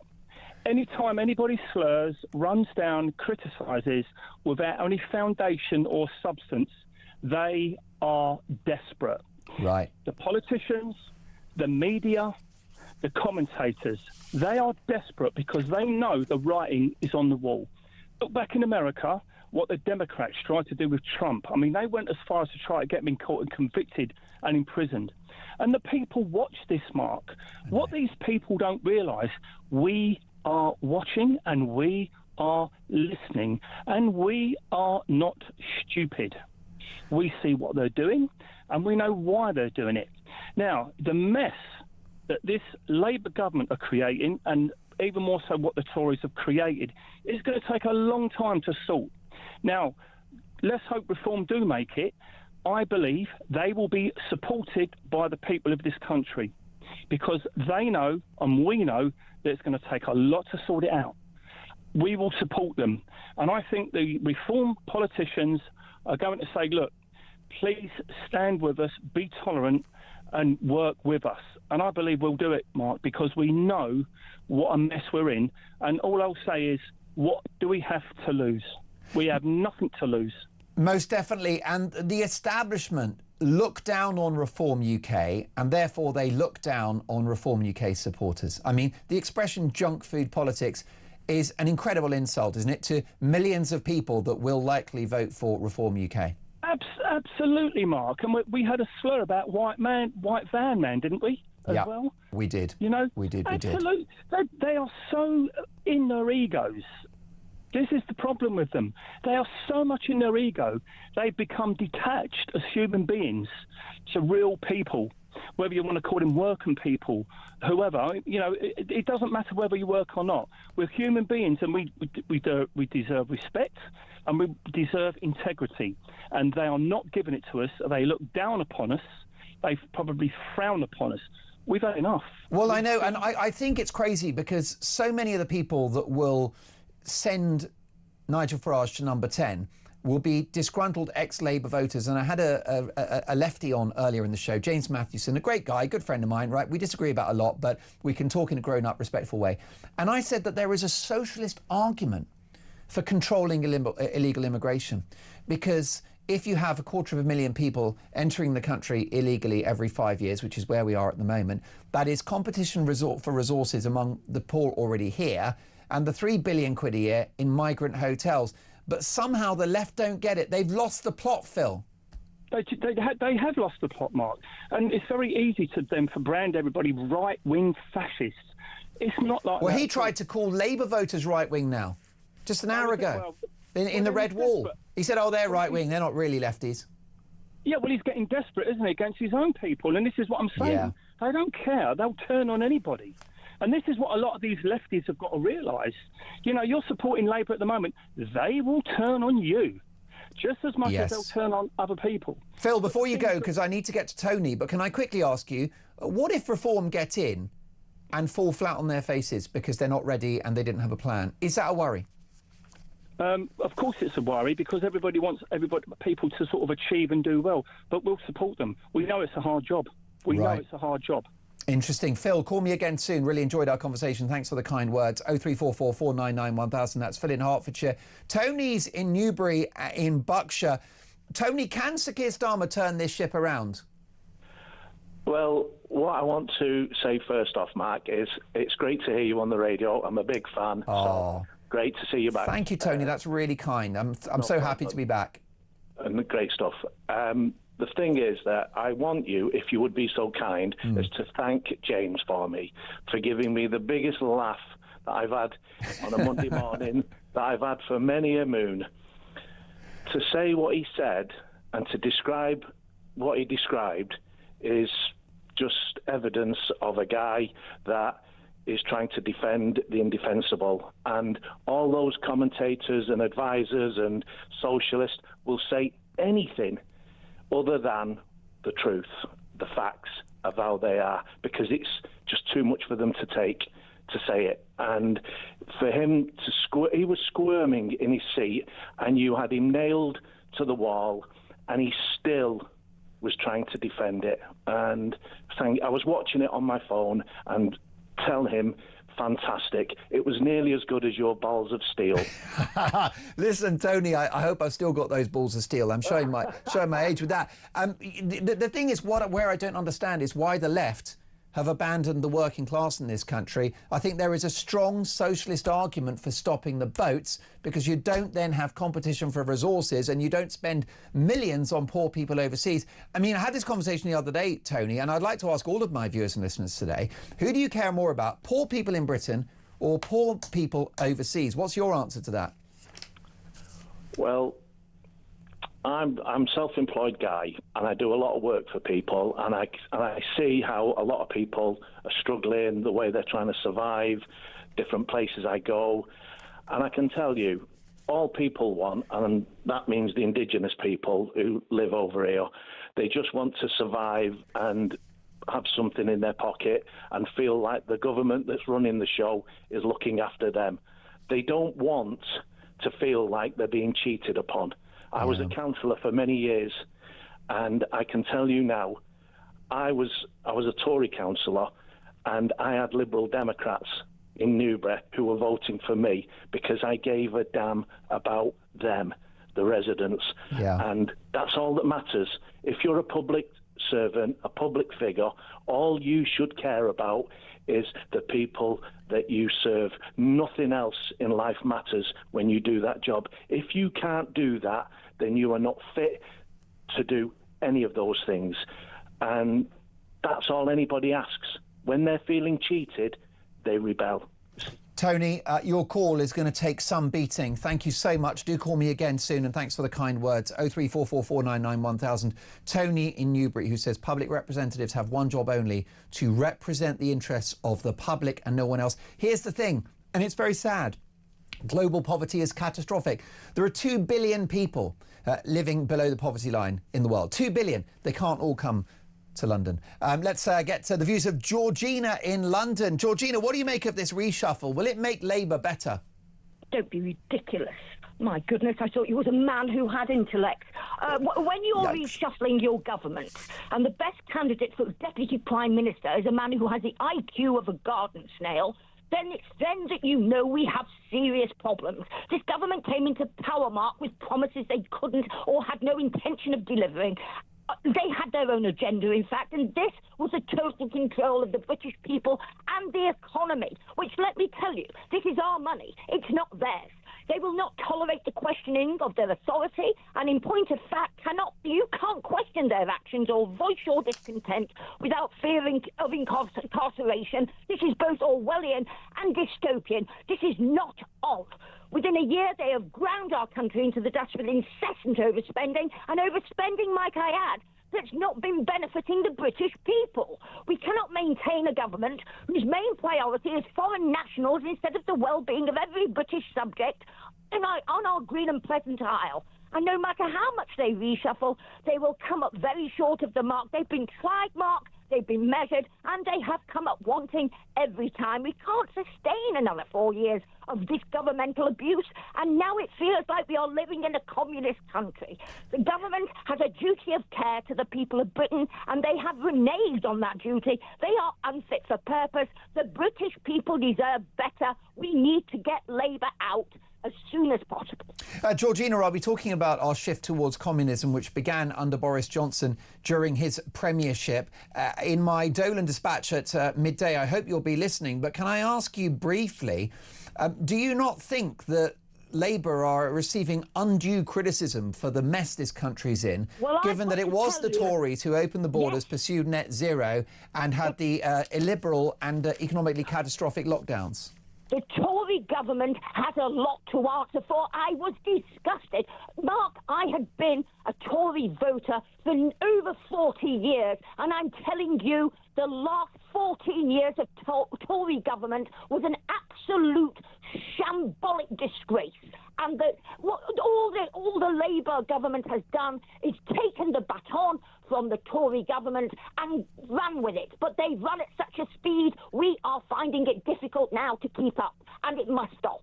Georgina, thank you for your call. We'll catch up again soon. 0344 499 1000. I want to get to more of your views shortly. But next up, did the outgoing Home Secretary, Yvette Cooper, lose her job because she was a total flop? I'll be asking her former top advisor next.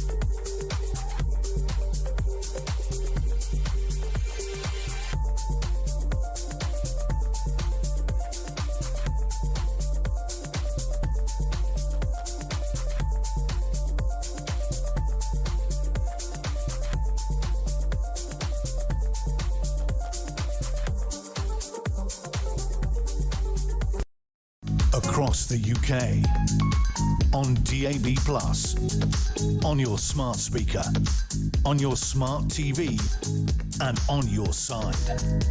This is Talk.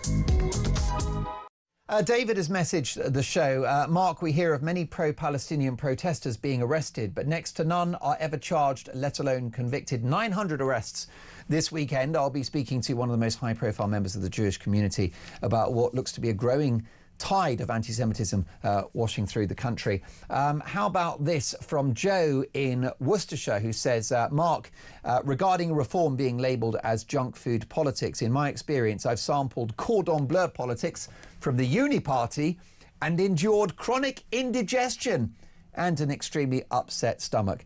Joe, thank you for that. I'll get to more of your calls and texts in just a moment. But first, was Yvette Cooper, the Home Secretary, replaced in the Home Office because of her failure to stop the boats. Let's get the views of Danny Shaw, a highly regarded Home Affairs commentator and former advisor to Yvette Cooper. Danny, welcome to Talk.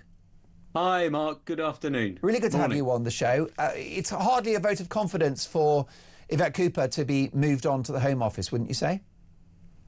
I don't think it's a vote of confidence in what she was doing as Home Secretary to be moved from that role after 14 months. I don't think you could say that. But what I think you can say is that, firstly, she is a highly regarded cabinet minister and politician. Otherwise, she wouldn't have been moved to become Foreign Secretary, which is one of the most prestigious and important roles in the cabinet. So it's not a demotion for her in any sense.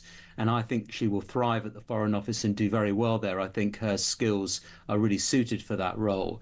I think she laid some good foundations at the Home Office, neighbourhood policing, increasing funding and bolstering the importance of that was absolutely key. I think setting up the Border Security Command and a new commander with Martin Hewitt was a very important role, establishing and forging international links to tackle the smuggling gangs are really good and important things to do. And I also think the immigration white paper that was published under her watch has laid the groundwork for a much better system, a clearer system that links skills with overseas labour to ensure that we're not just relying on a supply of people coming in, taking jobs that could be done by British people. So I think there's a lot of really good work that she did to lay the foundations.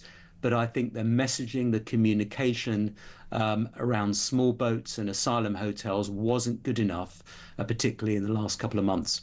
I wonder if it goes, though, Danny Shaw, beyond messaging and communication. The numbers don't lie. Those illegal crossings are up a third year on year. This is after Keir Starmer said he would smash the gangs. And on the watch of Yvette Cooper, she's seen the numbers explode. And if the public had known that before the election, Labour would not have won. I think that's right. I think it's undeniable that politics at the moment is a results now business. It's not enough to say, well, you've laid good foundations, you've come up with some policies, now give us 2 or 3 years to see if those policies can work and embed themselves. Unfortunately, politicians don't have the luxury of time, particularly if you're at the Home Office. And the results over the past 12, 14 months haven't been good enough in terms of the arrivals of people on small boats. And we still have over 200 hotels being used to accommodate asylum seekers. That number hasn't reduced enough. So, yeah, I agree with you. The results weren't good enough in the first year. But I do think that she and her ministers laid some really good foundations and did a lot of really good work to try and correct the asylum system and get it back on track. And there are signs in terms of the number of decisions that are being made and the number of people being removed from the UK that some of that is starting to work. Do you think that the policy will change or be adapted under the new Home Secretary, Shabana Mahmood? Will they look at the ECHR? Will they look at the Human Rights Act, the Refugee Convention and other aspects of law that make it harder to stop the boats? I think in two respects, there are going to be some changes. First of all, there's going to be a new asylum task force in the Home Office, which will have input from the Ministry of Defence and from Downing Street. And there will be a clear focus, I believe, on reducing the reliance on asylum hotels and finding other accommodation. You've already seen that this weekend with the talk about finding sites on military bases and so on. So I think there's going to be a clearer focus on that. And I think Shabana Mahmood will try to amend the Human Rights Act the way it applies in immigration and asylum cases. She has made statements to that effect when she was Justice Secretary. There's a review due to report shortly around the use of Article 8. That's the right to privacy and family life. And how that's interpreted by the courts. So I think you will see a tougher line taken by Shabana Mahmood on that front as well. So those will be two differences. And I also expect that the communication will be sharper and swifter from Shabana Mahmood and also her ministers. There are 3 new ministers in the department in the Home Office, 2 of them in particular, Alex Norris and Mike Tapp, who are young, energetic, and I think will hopefully try and get the government's message across more effectively than before. The vast majority of my listeners and viewers are deeply concerned about these illegal migrant crossings, not because they're racist or far right. Many of them are disgruntled Labour voters, Danny. They're across the political spectrum now. The majority of the public consider the illegal crossings to be wrong. It's an economic, humanitarian and national security disaster.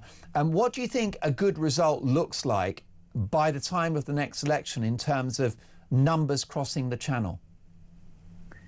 Well, firstly, just if I can, on asylum hotels, the government's pledged that it will end the use of asylum hotels by the next election in 2029. So, they have to have no asylum hotels in existence by then. Otherwise, they won't have fulfilled that promise. I mean, if there are 10 or 20, then they've almost got there, but it's got to be about 300 zero at the or moment, very close to zero. About 300 at the moment, is that right? 200 or 300? 200. 200. Over 200. Right. In terms of, and that should be achievable, and they have to show those results month by month, that the numbers are coming down month by month. If they can show progress on that, I think people will give them some time. In terms of asylum crossings, look, I think the number has to be reduced substantially. I can't put a figure on it, but what it can't be is the number that we've got now. It's about what the public would swallow, isn't it, Danny? Yeah. And I think if the it was a few thousand a year? I think the public would accept substantially less than now. And I think they would also be encouraged if the number of people in asylum hotels is down to zero or almost zero, and they can see progress on removing people from the country and decision making in the asylum system being a lot quicker. If they can see progress on all of those fronts, tangible progress, then I think they'd be more willing to accept, small thousands coming across on the channel in small boats. That's my view. But it's got to be everything together. Before I let you go, Danny, thank you for your time. A judge has sparked fury after wishing a 7/7 kingpin all the best as he prepares to walk free despite fears that he's still a threat. Haroon Aswat was one of the masterminds behind the 7/7 bombings, set for release in Yorkshire despite police fears that he remains a security threat. The judge, Sir Robert J., said all the best during a High Court hearing as Aswat exited the court. This is a guy that trained in Al-Qaeda camps and aided Abu Hamza and was jailed in America for serious terror offences. Your reaction? It's unfortunate. I think when you see the context of it, the judge is really trying to sort of hammer home the importance that when he's released from the psychiatric hospital, that he takes his medication, and that he does what he's told, because otherwise he'll slip back into his old ways. And in doing that, he said, I have to wish you all the best and say to you the way forward is to keep on your medication and so on. So it's slightly out of context, but probably not the best thing to say someone with does it not demonstrate how out of touch these figures in the judiciary are, given the fact that people died in 7/7? It was an appalling terror attack on the country. I'm sure the judge is well aware. These folks live in an ivory tower and they live in a bubble. All the best. I think my view about judges, and I've sat through many hundreds of court cases, is that they have actually got a better grip on what's going on and the facts of cases than most of us. But sometimes they do say things that can be misconstrued and misinterpreted, and this was probably one of those occasions. Danny, what a delight to have you on the show. Look forward to catching up again in the near future. My thanks to Danny Shaw, Home Affairs commentator and former advisor to the outgoing Home Secretary Yvette Cooper. So here's a question for you. What is a number that you would accept annually of illegal immigrants? Would you accept 10,000 a year rather than 50? Would you accept 5? Does it have to get down to 100? Does it need to be 0? Can you give me a number of what is acceptable by way of illegal immigration into this country? 03444991000. Let me know on the texts. But next up, Britain's kids are now provably thick. OK, they come out of school, they can't read, they don't have arithmetic. It's quite often, Tesco recently said that they actually have to train school leavers and teach them English and mathematics because they come out of school and they know nothing. So obviously they don't lack brain power, but the education's a shocker. Partly the screens, OK, the iPad, the laptop. There's a big campaign to get back to pen and paper. And we'll debate that next with a leading education expert who, let me tell you, gets an A star.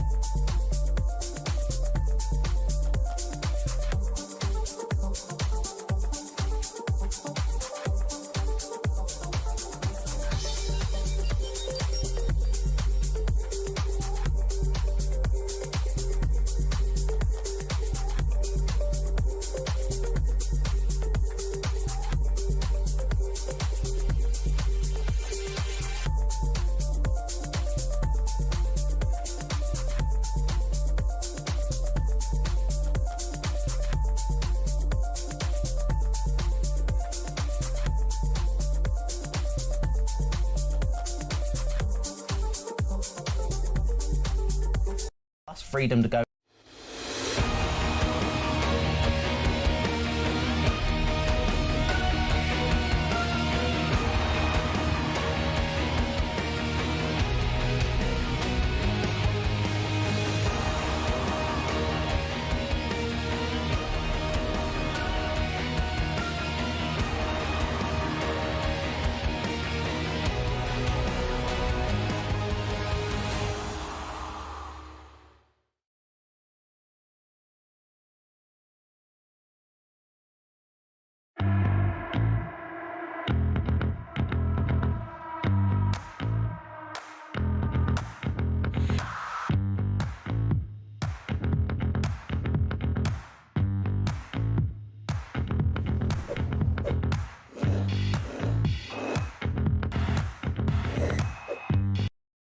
Across the UK, on DAB+, on your smart speaker, on your smart TV, and on your side. This is Talk. As education standards plummet and kids leaving school unable to do mathematics and basic English, is it time to get rid of the screens and the laptop and the iPad and go back to pen and paper? Well, that's the view of a brand new campaign group who are quite keen for a return to traditional educational values and traditional technology. A pencil and a piece of paper. Is that the way to go? Let's get the views of one of my favourite experts on education, Chris McGovern, chairman of the Campaign for Real Education. Chris, lovely to have you on the show. Are screens a problem in the classroom? They're a real problem. You know, you talk about falling standards in education, Mark, but let me tell you, we're top of one league in education. According to the Children's Society, we have the unhappiest children across Europe. So we're heading that league. And one of the reasons why children are so neurotic, unhappy, and so many mental health problems is because they are addicted to the screen and to digital technology. So the worst thing you can do with children, particularly young children, is to give them more, to feed the drug more and more. And that's what's happening in our schools, getting away from paper and pencil, de-skilling them in that sense, and giving them more and more digital technology. It's a disaster. And why don't politicians talk up about this? I mean, this is so important, but it's sidelined. It's in the Cinderella area of public life. It's incredibly important. Indeed, we saw the adoption of screens, laptops, computers during the pandemic, didn't we? And they didn't work then, and they probably won't work now. Well, not quite true to say they didn't work then, because actually when we closed the schools down, the results went through the ceiling. We had our best exam results ever. Really? Which shows you how fraudulent the whole thing is, because teachers marked the papers, they gave their assessments. The teaching profession believes we're doing really well, Mark. That's the problem. Tesco's knows, and other employers know, that children are leaving school and they're semi-literate and semi-numerate. But, their grandparents, my generation, of course, are a lot better. We know we're the only country in the developed world where grandparents outperform their grandchildren in basic skills. And one of the reasons why we're losing basic skills is because this addiction to the screen. It makes for an easier life for the teachers. It's very lazy. It is most definitely lazy. What is the value of the pen and paper? Why is it such an ancient and effective form of inputting knowledge into a child? Well, of course, it is a very basic skill. Hand-eye coordination, anyway, is developed by handwriting. But look, we can't forever rely on the screen. The point is, we need to have alternatives to the screen. The point about the screen or the digital technology is that it is positively damaging.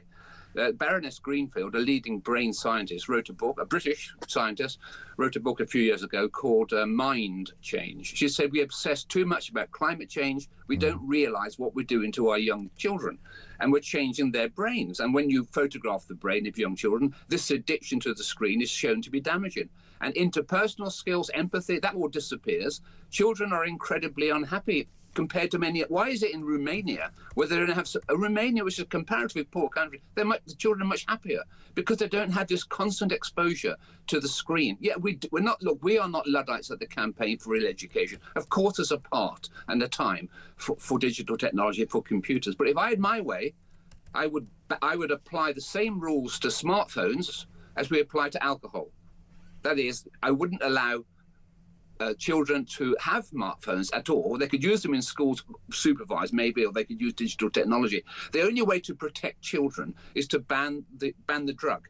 Now, alcohol is much less dangerous. And people will say to me, look, Chris, you're never going to stop kids using this stuff. No, we don't stop children using alcohol, but we ban it. We ban murder, although people still get murdered. We've got to protect our children. But most of all, Mark, we've got to protect, help and support our parents. Parents desperately want government support so they can say to their kids, look, no, you can't have a smartphone when you're 6 or 7 or 8 because it's against the law. No one will have the courage to say that or do that. We need to stop this cancer in our society. By all means, embrace technology when it's supervised in the classroom by a teacher and it's school technology. But you've got to protect children out of school as well. And what's happening now, this homework being based on the screen is feeding the drug. It's disastrous. Are you and I, though, Chris, a pair of old dinosaurs? Because you could argue you don't need to learn geography anymore because you have Google Maps and you have GPS technology. You don't need a history or any of the sort of liberal arts subjects because you have AI, you've got ChatGPT, and you can just say, right, give me the history of Germany in 1,000 words, and a second later, there it is on your smartphone. So has technology, whether it's screens or software like ChatGPT, actually removed the need for some of this basic education of which you and I are such fans?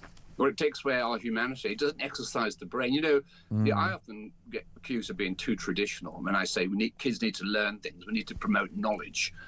And by the way, when I say promote knowledge, that's not right wing. Karl Marx was saying exactly the same stuff. Yeah. Around the world, we're amongst the biggest users of technology in our schools, and we're the unhappiest. When I go to Singapore or China, those places, they don't think I'm in the 19th century. They think I'm in the 21st century because they moderate their use. They control. Look across Europe, even across Europe today, they're cutting down on the use of these phones in schools. The government will say, look, Chris, don't worry. 85% of schools have policies in place which control the use of iPhones, for example. But in fact, we now know only 10% of kids actually follow those policies. They're given a phone, it's in their pocket for 6 hours. They're getting exposed to this drug, and it's ruining our young generation. The long-term consequences are pretty disastrous for our society. Why don't we have an education secretary who stands up and says so? Look, the good news is, I was talking to one of the 2 parents last week, and in a week's time, they're going to the High Court. They're going to try to force the government to ban these mobile phones, smartphones in schools. That doesn't mean abolishing the technology. No, we still need technology in schools as long as it's supervised by the teachers. But having smartphones in schools is a recipe for disaster. And telling kids, go home and do your homework on a tablet, it's just feeding the addiction. It's giving the drug to the child and making them more addicted. It is terrible. Most definitely, because you're holding a device that, yes, may contain educational tools, but it also contains the internet and OnlyFans and goodness knows what other sites. Well, yeah, I mean, you know, we've got 11-year-olds now. They're viewing hardcore pornography. They're viewing decapitations. Look, you have to be blind not to see the damage this is causing. But most telling of all, Mark, is that if you go to California, to Silicon Valley, the computer bosses there, the multi-billionaires, they send their own kids to schools, they're called Waldorf schools, where they ban the use of the screen. So then people who are manufacturing the drug ban their own children from using it. What greater argument could there be than having some greater restrictions on the use of this technology in our schools and in our homes? Most definitely. And by the way, just before I let you go, cost is a factor. These devices, if they're provided in schools, well, that's millions out of the government's coffers in order to buy these devices. And also it's a challenge for families at home who may not have the technology to hand.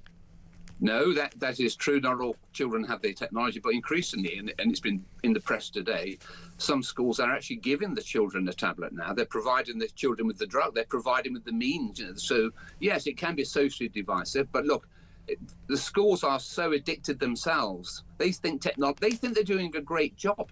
They think it's all and the government will say, well, look at our international scores since 2010, they're getting better, they will say. But if you go to the year 2000, you find they've gone down. So the politicians aren't telling the truth, and no one challenges them, because in the House of Commons and in Parliament and in government, they don't want you to know. You can find everything you want in the Department for Education, statistics, celebration, success, but you can't find truth. Most definitely, and what a brilliant note to end on. Thank you, Chris. A fascinating conversation. Chris McGovern, chairman of the Campaign for Real Education. Should we bring back pen and paper? Well, I've written today's Dolan's Dispatch on a computer, and I'm dropping some truth bombs straight after this.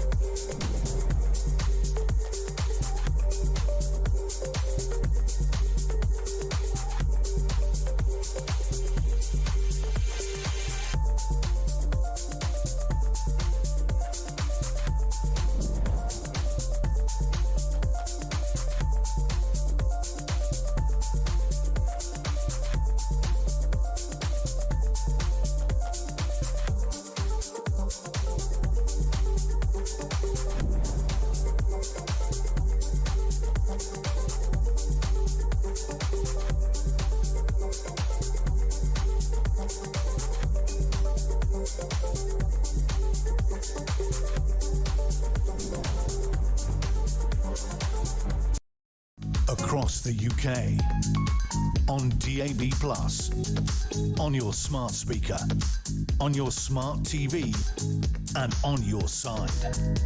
This is Talk.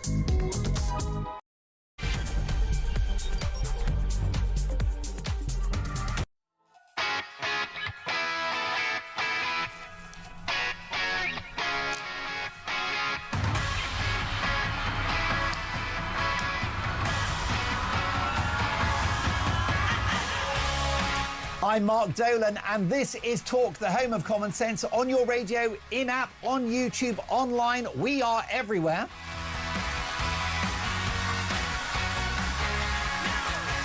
And I will pursue the impossible task of filling in for Julia Hartley-Brewer for the next hour. We've got a very big hour to come.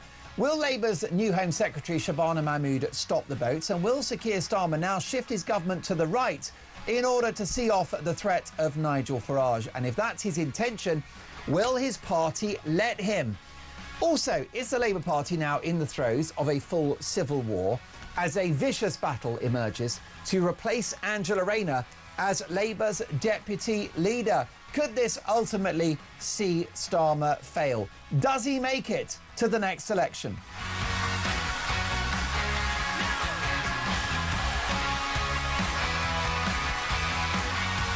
And how about this? This has really put the cat among the pigeons today. Are Reform UK a convincing political force, or are they political junk food, which is the view of a leading Daily Mail columnist, Sarah Vine, who of course is the ex-wife of Michael Gove. Political junk food, is that an insult? Is that the sneering elite looking down on ordinary voters? And following almost 900 arrests at a pro-Palestine action protest in London, is it time to scrap these marches? I'll be asking one of the most high-profile members of the British Jewish community, who's got some figures on just how catastrophic anti-Semitism now is in this country. It is a true epidemic because, of course, left versus right. Now it's anti-Israel, fine, but does that dovetail with the oldest hatred of them all? I'll be asking the brilliant Jake Wallace-Simons.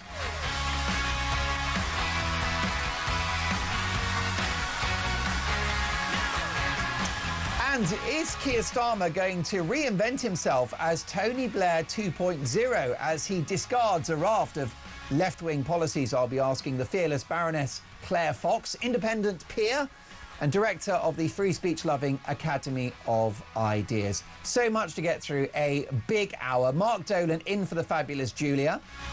Book your place on the show, 0344 499 1000.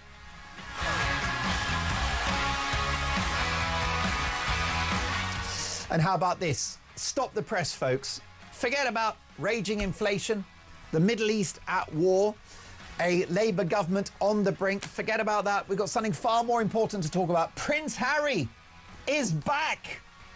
Like a stubborn case of chlamydia, he has returned. No antibiotics gets rid of that guy. The bottom line is he's back in the UK for the Well Child Awards. But should Charles grant him an audience? Is it time to forgive and forget? Are you forgiving Prince Harry? I'll be asking the fearless Lady C, royal commentator, who, without any question, is going to get us taken off air. That's Lady C at 12:30, and let me tell you, box office, radio and television.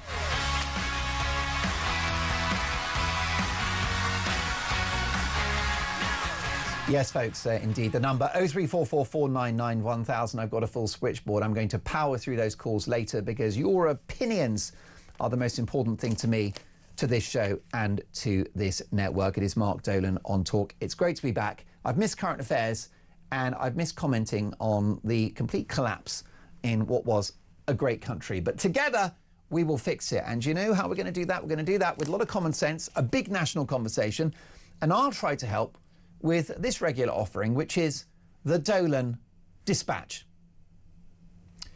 Socialism, the failed idea that never dies. An autocratic, bloated state, people being paid to stay at home and do nothing, powerful unions sending everyone on strike, business and enterprise a four-letter word, the rich demonised, the unproductive lionised. Now, a few years back, I interviewed the former Home Secretary, Michael Howard, very nice guy, very knowledgeable guy, ex-lawyer, maybe the best Prime Minister we never had. And I asked him, I said, why aren't you a socialist? I said, Lord Howard, why are you on the right? Why aren't you a lefty? Why aren't you a socialist? And he said, well, Mark, because it doesn't work. Because he used to speak like that in kind of clipped staccato. Michael Howard, the people. He said, socialism doesn't work. And he's so right about it. Yet here we are in 2025 in the full grip of socialism under Labour, at the tail end of crypto-socialism from the Conservatives. The Boris wave of immigration, the boat crossings, high taxes that would have James Callaghan and Dennis Healey blushing. All under the Tories, a huge expansion in welfare spending, the size of the state beyond control, totally unsustainable. Net zero under the Tories, which is net zero is socialism hiding behind a green mask. That's all it is. So if you look at the outcomes of the last 14 years under the Tories and the last year under Labour, but the Tories, those illiberal and economic ruinous lockdowns inspired by the Chinese no less. Boris Johnson is closer to communism than conservatism. That's actually true. Open borders, net zero, which is socialism hiding behind a green mask, wokery in our public institutions. Boris Johnson is closer to communism than conservatism, which is why we're in this almighty mess. Why an entire brand new party of the right had to be born in the form of Reform UK. The Conservatives were an election-winning machine, right? They've dominated power for over a century. The most successful political project in the history of Western democracy. And they've been replaced overnight because the Conservatives stopped being conservative. And here's the thing. Why does Reform UK exist? Because people want conservatism. And if they can't get it from the Tories, they will go elsewhere, which is why Nigel Farage will be our next Prime Minister, which is why Nigel Farage will be our next Prime Minister, because Britain is fundamentally, at its core, a conservative country, because it believes in free and open markets and capitalism and free speech and free enterprise, individual self-responsibility, discipline, hard work, respect for the flag, respect for the king. Those are conservative values. They are British values too. So the public want that. They want conservatism, which is why Nigel Farage will be our next Prime Minister, and the Tories handed it to him on a plate. But the funny thing is, just as the Rwanda plan started working before it began, with the Irish Prime Minister complaining about Rwanda. Do you remember the Irish Taoiseach? He was furious with the Rwanda plan because all the migrants were going to Ireland. Rwanda worked before it even started. And so, in a parallel with that, the influence of Nigel Farage's Reform UK is already changing Britain. So Rwanda worked before it started because the illegal immigrants and the gangs and the awful criminals that put people on dangerous boats realised the game was up until, of course, Starmer scrapped it. He said he would get rid of Rwanda even if it worked. Crazy stuff. Well, similarly, we're seeing the Farage effect in this country before he's even achieved power. How so? Well, Sir Keir Starmer, an actual socialist, rather than a secret one like Boris, has removed Yvette Cooper as Home Secretary, given her spectacular failure to stop the boats. Shabana Mahmood, the new Home Secretary, is tasked with accelerating deportations, tightening border controls, and changing the criteria by which people are given a right to stay in this country. Now, of course, it's not enough, and it's too little too late, but it's all because of Nigel Farage. It is the Farage effect already working in this country. Labour are now even talking about the ECHR and the Human Rights Act. Is it going to get watered down? Nothing's off the table. Such is Starmer's desperation to cling on to power. Now, when it comes to Starmer's efforts to turn around his ailing political project, we know it's deck chairs and the Titanic. But Starmer will shift right, and you could expect nothing less from a supposed former Corbynite, but a man who is in fact completely unprincipled. He's got the moral and ideological consistency of a squashed hedgehog. In office, however, Starmer will realise, and is beginning to realise now, that higher taxes are subject to the law of diminishing returns. The Laffer curve has made us a laughing stock as taxes go up and tax receipts dwindle. Starmer will realise that the public have had enough of open borders, of the woke nonsense that says there are 100 genders, of the demonisation of our great history, and the fact that it feels like a criminal offence, and sometimes is a criminal offence, to wave the flag of our own country. The public have had enough. As usual, Starmer is late to the party by shifting right, of course. And this is a man who is so reliably wrong about everything, you could almost set your watch to it. But whether the PM, the Cabinet or the Labour Parliamentary Party like it or not, Britain is shifting right. And it's not thanks to the dominant party of the right historically, the Conservatives. It's thanks to one Nigel Paul Farage and Reform UK, which only exists as a result of this country's hunger for actual conservatism, which was not provided by the Conservatives. Of course, with Starmer, it will be too little too late. He'll be hamstrung by the rabid lefties on his back benches to really deliver the change that Britain needs. What would that look like? Slash spending. I mean, reduce the size of the state by 10-15% straight away. Forget about austerity. This is austerity on acid I'm talking about. He would have to unilaterally close the border, right? Zero boats, and get legal immigration down to 50k a year tops. And he'd have to scrap net zero. But it won't happen. And it won't happen in 4 years. It won't happen in the next 4 years. But here is the truth about the world and about this country. Margaret Thatcher once said that the facts of life are conservative. That's what she said. The Iron Lady said, the facts of life are conservative.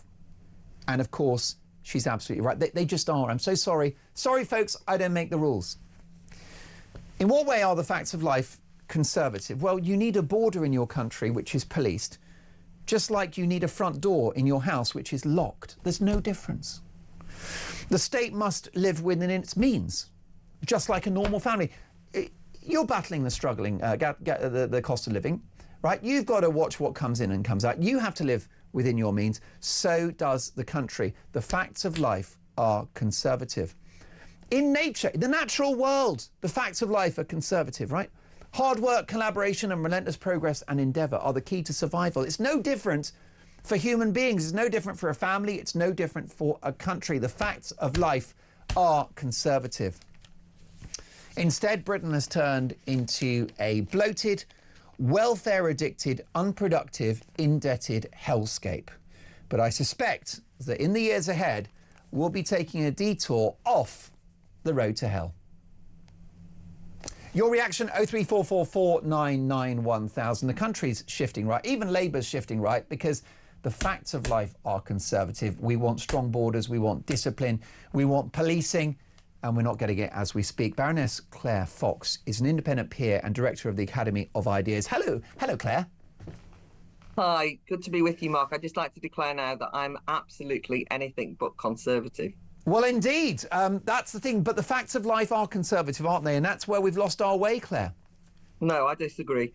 I know that's not why I'm on the programme. I actually think that the left-right argument is out of date now.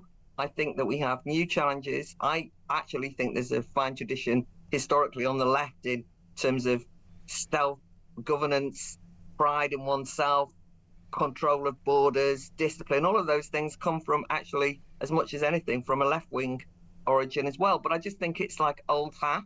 So I think we should stop talking about it myself. I think that it is important that we work out a new form of politics and not get bogged down in the old labels. Well, I mean, we had James Matthewson on earlier, who is a political commentator, a good friend of mine. He's on the left, I think self-declared. He's actually quite unhappy with Keir Starmer's administration and his shift to the right. But he dismissed red wall disgruntled Labour voters as right-wingers. And isn't this the problem with the national conversation now? They're not right-wingers, but they are attached to small c conservative values that we have abandoned. Well, they are important values, and I'm not trying to be silly about saying they're not small c conservative values, but actually I'm just pointing out that it becomes a kind of sectarian name-calling fight, and I just don't think it's helpful. I am absolutely full of fury about Starmer's Labour government. I don't consider them, by the way, to be remotely on the left, but they are making a mess of running the country, and a destructive motive behind a lot of this is that they just don't understand the lives of ordinary people. There's a huge gap between them and what most people's interests are. And they have attacked, because they've been bought into all the identity politics things over a period of time, they have attacked people for patriotism, for worrying about immigration and the lack of integration. They've been leading the charge when it came to demonising the red wall working class voters around Brexit, and subsequently who they wrote off as, you know, xenophobic racists. So there's a lot of criticism you can make at the Labour government. There was a huge amount of criticism you can make at the Conservative government. But for now, I'd rather that we concentrate on what we think we can pull out of the hat moving forwards, because I do think it will be very different from the traditional two-party system that we've got. Well, indeed. I mean, we can ditch the labels, if you like, Claire, and ignore left and right and conservatism and all of that stuff. And by the way, when I said that the facts of life are conservative, I didn't mean that with a big C as in the Tory party. I just mean traditional small c conservative values. But let's have a look at actual policy. I mean, the things that we need to do, we need to scrap net zero because it's bankrupting the country. You can't have a growing economy when energy is the most expensive in the Western world. We need to close the border. Illegal immigration needs to reach zero because it's costing billions of pounds. It's an economic, humanitarian and societal disaster. Those are two easy wins already, aren't they? Yeah, I mean, I think that the net zero is really hugely important to get rid of, because if you look at any possible policy that the Labour Party comes out with in relation to growth, it's absolutely contradicted and cancelled out by net zero. You know, having cheap, affordable energy, particularly domestic energy that we're actually not using because it's fossil fuel, in some kind of moralistic rejection of what should be plentiful and something which ordinary people in this country can avail of because it will mean their bills are cheaper, and actually industry or any prospect of having a growing infrastructure requires cheap, affordable energy, and they have made that impossible because of net zero targets, which, as you know, both political parties bought into. But Claire, you're confusing me. You sound right-wing to me. You're a conservative. Yeah, that's because you're... Time to come out of the closet, Claire. No. There's no point having this conversation if that's the level at which we're going to go. The point about it is that there's nothing about that that's conservative. That's actually radical. Is radical and actually believes in the progress of the country through growth, something which, as it happens, we haven't had very much of. And the thing that drives me mad is that we're not going to get anywhere in terms of house building, something which, funnily enough, we've just lost Angela Rayner as a member of the government because of her personal, shenanigans in relation to housing. But the greatest crime for me was she never built any houses. Yeah. And actually, when you actually look at her job, she actually claimed that she was going to build all these millions of houses. Nothing has happened. In fact, house building has got stuck. And one of the reasons for that is this absolute, I would say, a conservative obsession with not changing anything, with not building on land. NIMBYism. Not NIMBYism, but also this kind of environmentalist shtick, which basically says, oh, this green and pleasant land can't be disturbed. We've got to never actually make that kind of big infrastructural progress that we need. Yeah. And so she never built anything. I mean, it's a disgrace. I agree with you. And I remember early in, I think it was Rishi Sunak's premiership, there was a radical plan of house building in the countryside, and it was rural Tory MPs that blocked it and thwarted his ambition. So the problem we've got, Claire, is that we agree on so many things, on net zero, on building more houses. I want to tackle inequality and poverty in our country. However, for example, if we look at that in particular, what about the size of the state? When are we going to have a grown-up conversation about the fact that whether you're on the left or the right, Britain's in the red and we live beyond our means? I mean, one of the best examples of the problem with the state is the issue of welfare dependence. One thing, it's one thing being committed to a safety net of the welfare state. It's hugely important, right? That people are looked after at that level. We all know that what's happened is this massive, bloated establishment has turned people into dependents.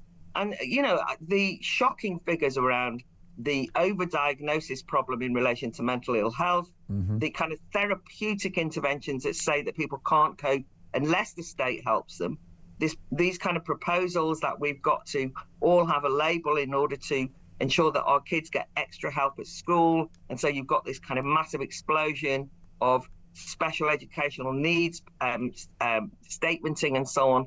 Now, this is not to say that you wouldn't help kids who need that help. But the problem is that that's become almost everybody. And this actually sucks away the morale of ordinary young people, particularly. They just feel they can't cope. I mean, I was reared in one of those households that said, never, if at all possible, never sign on the dole, pride in yourself, always work for yourself, or your own living, the money that you earn, etc., etc. And that is sort of resilience and self-reliance is something that's very important to hold on to re-establish, because actually we've lost it. And unfortunately, actually, to be fair, the Labour Party, people like Wes Streeting and some of the cabinet have recognised this. It's just that I'm not sure that they've got the stomach to see it through. And instead what they did was they just kind of put out a blatant, we're going to just cut everyone's welfare, which actually wasn't really the point. The point was to completely reform and shake up and start again what we mean by welfare, which is what we would say, what I'd say about immigration as well. Yeah. You have to not just reform these things, you have to, yes, say that the 1951 Refugee Convention, for example, is out of date. It doesn't work anymore. It's not appropriate for the modern era.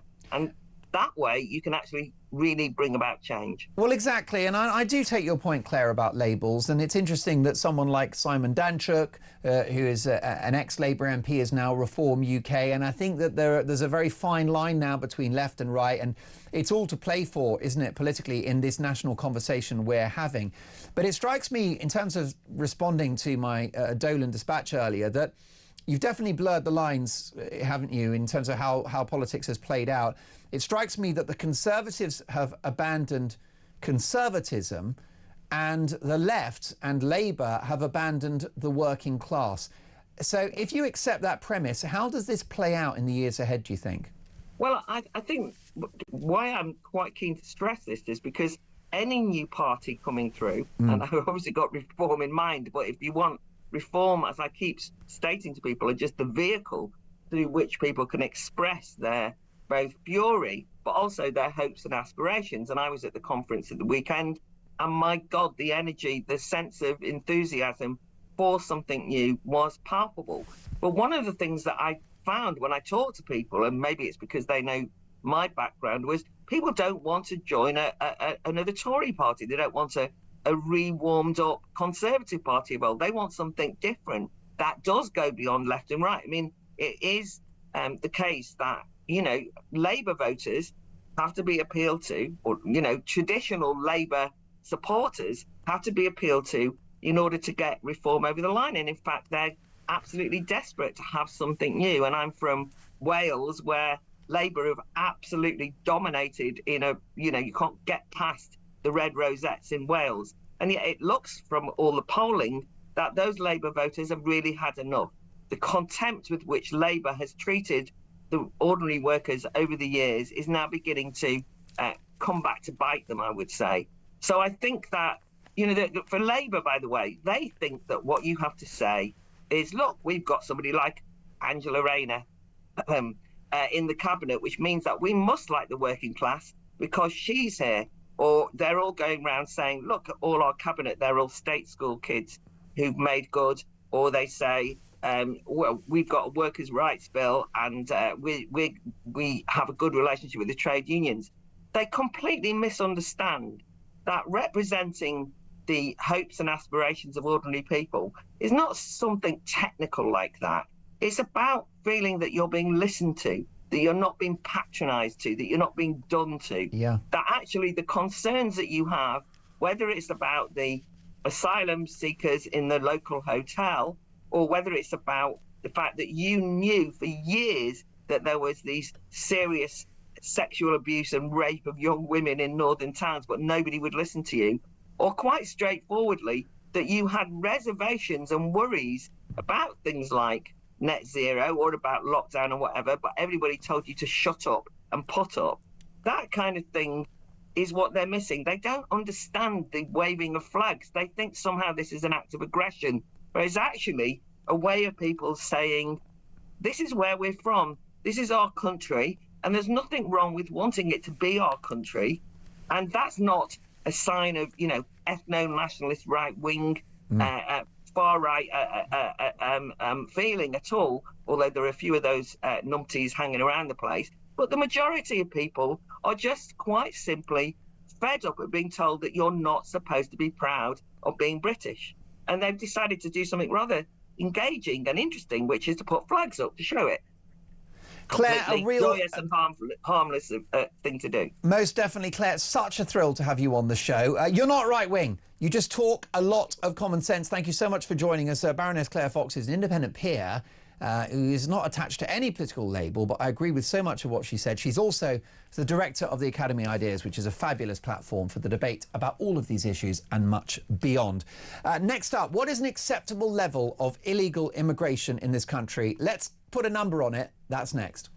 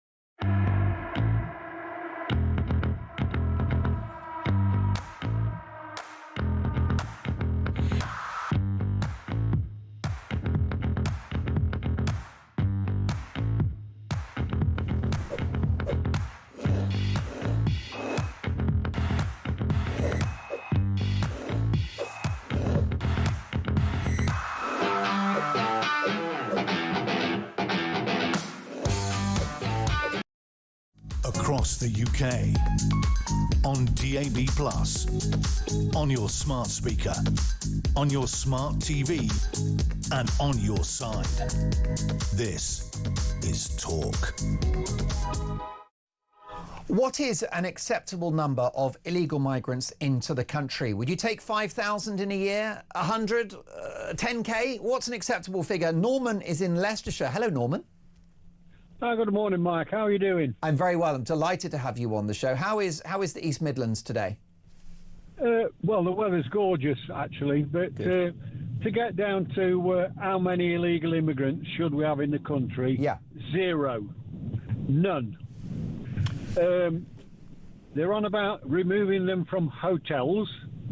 They will put them in houses which will make the rents more expensive, and we have English people that cannot get a property, and yet we can get someone that comes across on a boat and we can put them in a house. We can pay all the rates, all the electric bills, the gas bills, give them a TV, give them a TV licence and all the rest that goes with it. And we have, as I say, veterans that are struggling. And I don't know whether it's happened, but there was talk of ejecting veteran. That's the wrong word. Evicting, yeah.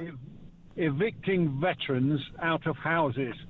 Now, anybody that has put the neck on the line, they've joined the services, whichever one it is, they possibly put their neck on the line for this country.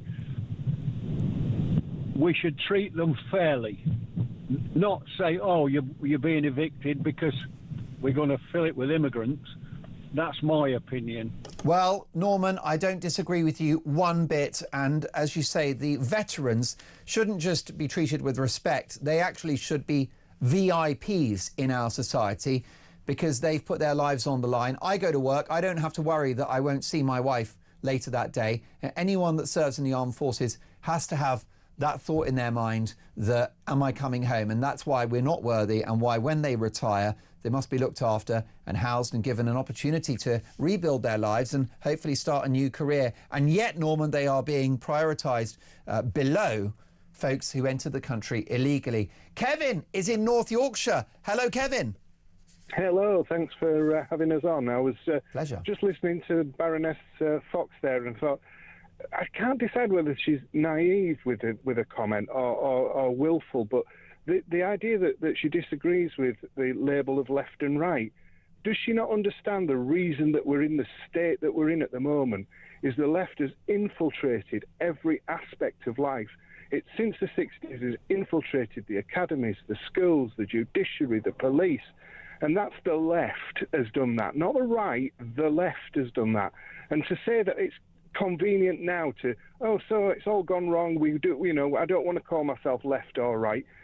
One person, most people either err on one side or other, or somewhere in that spectrum of left and right. And so we need a strong left, we need a strong right, but it needs to be balanced. That's where we've got the society in the past up to a really high standard in the world. We've had a left and a right that's balanced things out. We don't have that balance anymore. No, because now we've got the left-wing Conservatives and Boris Johnson, who's more of a communist than a Conservative, and then Labour, who have shifted even further to left with the crazy ideas like open borders and net zero. Exactly, and that's the point I'm making. And that infiltration of the academy and the schools has given us those people. It's perpetrated those individuals, and we don't have a balance anymore. And that left, to suddenly say when it's convenient, we need the middle ground, the middle ground. That's the excuse they've used over the last since Blair and Cameron to actually double down on the left issues, and that's why we are where we are at the minute. And I don't know why people can't see that. And for her to come out and say, I disagree with labels anymore. Well, that's Blairism. That's Cameronism. That's exactly what's brought us to where we are at the moment. Yeah, briefly, Kevin, my point is that the British people, by and large, are small c conservative. That's why the Conservative Party has dominated office for most of the last 100 years, right? That is our centre of gravity, isn't it? And yeah, we shift left, we shift right, and you get different flavours of it. But that's where we are, and the facts of life are conservative. Absolutely. That's why we've bounced from one side to the other historically, and it's balanced itself out. But we've lost that balance. Right. The other issue, of course, of your immigration, what should we accept? That's a bit like saying how much burglary should we accept, or how much shoplifting should we accept? Yeah. We should not accept any of it. If it's got that word illegal in front of it, then it shouldn't be accepted or tolerated whatsoever. So, the question, what should we accept, is a bit moot point, really. Shouldn't accept any of it. Listen, lovely to talk to you, Kevin. Thank you for your heartfelt call. You made a lot of brilliant points. Listen, I'll get some more of your calls if I can before the end of the hour. Coming up before 1 o'clock, Prince Harry is back in the UK. Should Charles grant him an audience? Is it time to forgive and forget? But next up, those so-called peace marches. Well, this weekend, 900 activists arrested. Is it time to scrap these, or is that an impact on our right to demonstrate? We'll discuss that with one of the most respected figures within the British Jewish community next.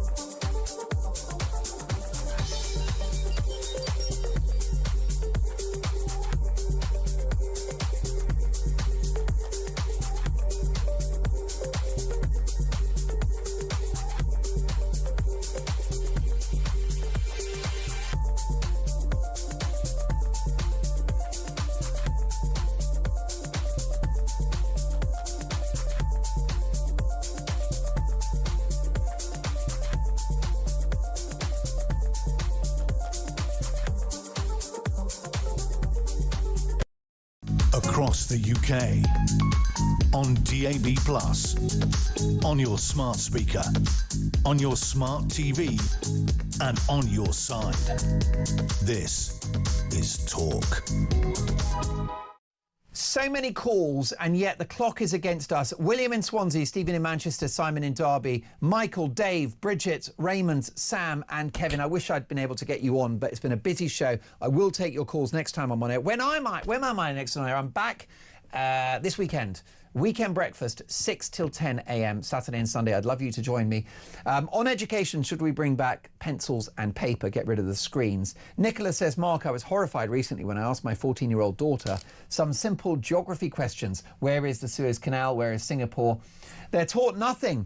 They may know spurious and dubious questions about global warming and the absurdities of net zero, but none of the basics. The information may be on the web, but if they're not taught to learn it properly, then they will become as insular as the Americans. That's Nick in Winchester. Thank you, Nick. Linda in Durham, I was asking how many should we accept by way of illegal immigration? What's an acceptable number for illegal immigrants? And Linda says, I would say none until the ones that we have are sorted out, which I really do believe will never happen. As long as they keep coming, this problem will never go away. And the same from another unnamed texter says, Mark, illegal immigration should be zero, none, nada, and all the ones here need to be deported. OK, and then let's get to this text which relates to our next conversation. Debbie has messaged the show and said, how many of these Palestine Action protesters will be fast-tracked through the courts with televised convictions? Two-tier justice all over again. Well, let's talk about Palestine Action, because almost 900 arrests at pro-Palestine Action protests in London occurred this weekend. Is this an important example of the ability to demonstrate and have your free speech? Or are these marches now a problem for law and order and security? Should we in some way seek to curtail these protests. Let's get the views of Jake Wallace-Simons, who is a Telegraph columnist and the author of a brand new book, which, let me tell you, will be another bestseller to follow the last one, Never Again: How the West Betrayed the Jews and Itself. Hello, Jake. Hello, good afternoon. What did you make of those scenes in central London this weekend? Well, they're appalling. They're utterly appalling. Not only were there almost 900 arrests, but also they were attacking the police, abusing the police, provoking the police. In fact, the police complained about it, saying that they're not the nation's punch bag. And I think that if you want to see what an actual peaceful protest looks like, you only need to go to Sunday, yesterday, when 70,000 people marched against anti-Semitism to Parliament Square, flying the Union flag proudly, singing our national anthem on 2 occasions, along with the Israeli flag, and begging the Prime Minister and the government to do something about the media incitement, the two-tier policing, the anti-Semitism at universities, and the fact that the Iranian terrorists are not even banned in this country. Now, I spoke at that rally along with Richard Tice, the Reform Deputy Leader, and Chris Phelps, the Shadow Home Secretary, but Keir Starmer did not even bother to send a representative of his government to address us at that rally while anti-Semitism is rife around this country. But let me tell you, there was no violence, no arrests. The police only heard 2 words from the people on that rally: thank and you. Contrast that with what we saw on Saturday, those shameful scenes of violence, 900 arrests, and the willful support of a terrorist organisation that's been designated as such by the government. And it just shows you there's only one side that's right and one side that's wrong in this debate. Well, at these pro-Palestine marches, I never see a placard that says Hamas are bad, bring down Hamas. And I never see a placard that says release the hostages. Yeah. And not only that, people who have attended those rallies as counter-protesters and held up placards saying Hamas are terrorists have themselves been arrested and dragged away for fear of provoking some kind of violence from the terror supporters. It's totally topsy-turvy. The thing is that these people who are protesting ostensibly against Israel, they're not only against Israel, they're also against Jews, they're against Britain, and they're against the West. Whenever they pass the cenotaph and the statue of Winston Churchill and any Union flag, it has to be defended against being defaced and torn up and trodden upon. These are people who are against our way of life. The Jews are simply first in the firing line. This is really about an anti-Western movement, and they're coming for us all, not just the Jews. And anti-Semitism is not just on the rise, Jake, by the looks of it. It's fashionable, it's woke, it's politically correct to be anti-Semitic now. Yeah, that's right. I mean, the irony of the whole thing is that in our efforts to fulfill the pledge of never again, that our elites have tried to stamp down all expressions of patriotism and love of country and so forth, and that's allowed them to become a Trojan horse for hatred of the Jews. You know, Jews know who they are. We know our peoplehood. We know our homeland. We know our identity, and we know that we're British as well. But that's the sort of thing that the elites hate. They hate people who express any kind of pride in themselves and their country and their identity, and that's allowed anti-Semitism to come back from the left as well as from the right. And so now we have this kind of pincer movement, not from the right so much in Britain, but you certainly see a lot of right-wing anti-Semitism across Europe and in America. And the scenes that we see on our streets really on Saturday were indicative of this trendy anti-Semitism where it's masquerading once again as the virtuous position to take. In actual fact, it's just another mask for the oldest bigotry. Notwithstanding the colossal amount of misinformation, lies, propaganda via Hamas, swallowed up by large portions of establishment media, notwithstanding the Hamas lies about the war in Gaza, it is provably true, isn't it, Jake, that civilians are dying, children, women, mothers. Of course, they've been weaponized by Hamas. But is there an argument to say that there is such a level of humanitarian suffering now and such a high number of civilian victims that the strategy from Israel needs to change? There's absolutely an argument to be made in that regard. I mean, that's a cut and dry military argument. It's an argument of diplomacy and geopolitics, and you can certainly make that argument, and responsibly and without any kind of hatred for Jews or Israel at all. I'm not suggesting that in any way that argument is false. What I'm saying is that often people's passions are inflamed by misinformation. You know, civilians are killed in every single war, but in all the wars that we've seen, you never see people videoing it with their camera phones, weaponising it and making it into propaganda to convince the world that a genocide is being carried out, when actually it's not. It's simply a war. You know, fewer civilians are being killed in Gaza per combatant than in any other conflict around the world. But you don't get that impression because of the waves of propaganda that's being pumped out and amplified by some of our mainstream broadcasters. Now, having said that, there is suffering in Gaza. There's suffering in every war. That's why we try to avoid wars. Unless you're Hamas, you try to start one. You try to avoid civilian casualties unless you're Hamas that tries to create civilian casualties as part of a human sacrifice strategy to create this propaganda. The whole thing is sick, and it's really the propaganda that is responsible for turning the tide against Israel, and many people are willingly falling for this brainwashing. When's the book out, Jake? The book is out on the 2nd of October. It's called Never Again: How the West Betrayed the Jews and Itself. Says it all. Indeed, what faces the Jews at the moment is what will face all of us that hold Western values in the years and decades ahead. And that's why I personally support fully what Israel are doing. But Jake, thank you very much for your time. We'll catch up again soon. Jake Wallace-Simons is a Telegraph columnist and author of Never Again: How the West Betrayed the Jews and Itself, which, as you just heard, is out in October. Big news, folks. Prince Harry's back on our shores. That's right. Harry is back in Britain for a Well Child charity event. Should Charles grant him an audience? Is it time to forgive and forget? I'll be asking the fearless Lady Colin Campbell next.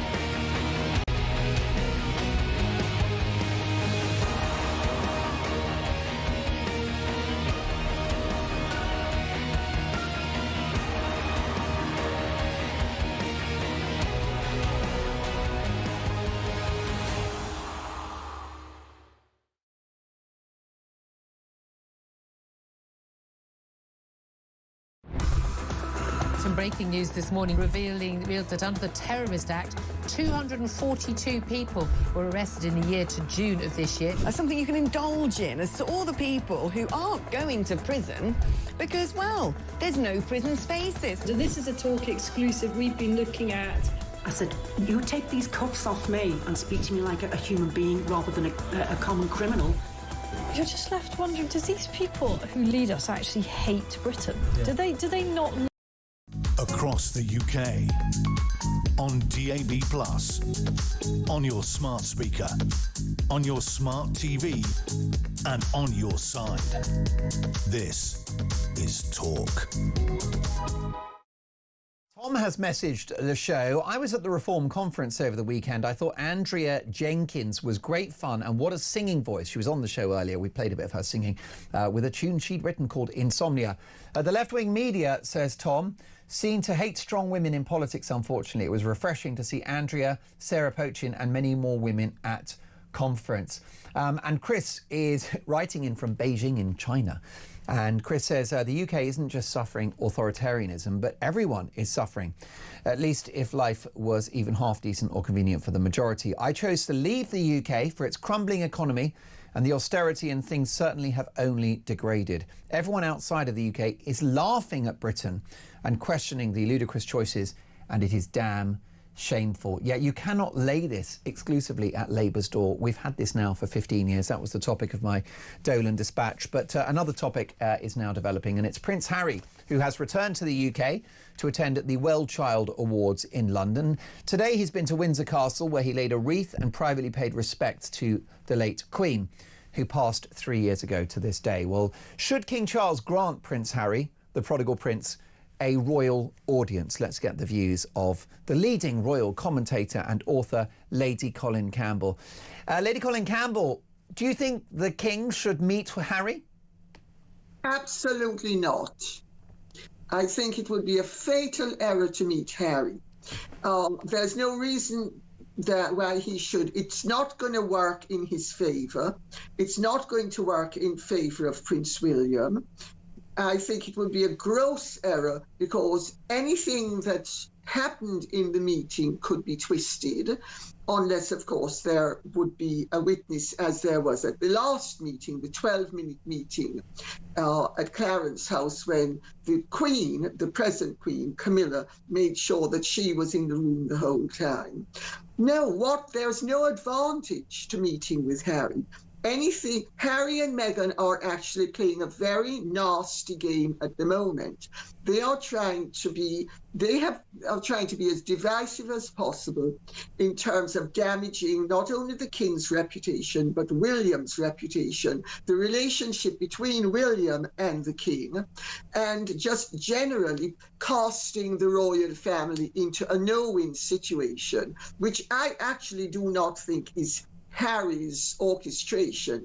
I don't think he has the brains to do this. I think it's Meghan who has come up with this no-win situation. And Meghan is very good at creating no-win situations for people. And I really don't see how the king could possibly win by having a meeting with Harry, save to palliate the mainstream media, who want to keep the whole drama going for as long as possible, because it provides them with content. Of course it does. And can I ask you, Lady Colin Campbell, do you think, you've got your ear to the ground, do you think a meeting between the two men will happen this week? I don't like predicting, so I want to be very careful. Could it happen without us knowing? No. It's not possible. Won't happen without us knowing. And the king won't take Harry's phone calls or communicate with Harry in any way, shape and form. And let's remember that all of the threats that Harry and Meghan have issued against the king and against the Prince and Princess of Wales and Camilla, they still hang over their heads. None of this has been resolved. I think it would be a fatal error for the king to meet Harry. And the last time, he had no intention of meeting Harry. The only way that Harry was able to come over was that once he was in the air, he actually got in touch with the king's office and said, I am on a plane, I'm coming over. And so the king was obliged, really, to receive him, and in fact had to postpone his departure from Clarence House to Sandringham so that he could receive Harry. So the last time he was bounced into receiving Harry. I don't see that there is any justifiable reason and good sense in him meeting Harry. We know, Lady Colin Campbell, sadly, that the king is battling cancer. He's in his 70s now, and therefore, at a certain point, and let's hope it's a long time from now, he will pass. Is it possible that Harry may not see his father again?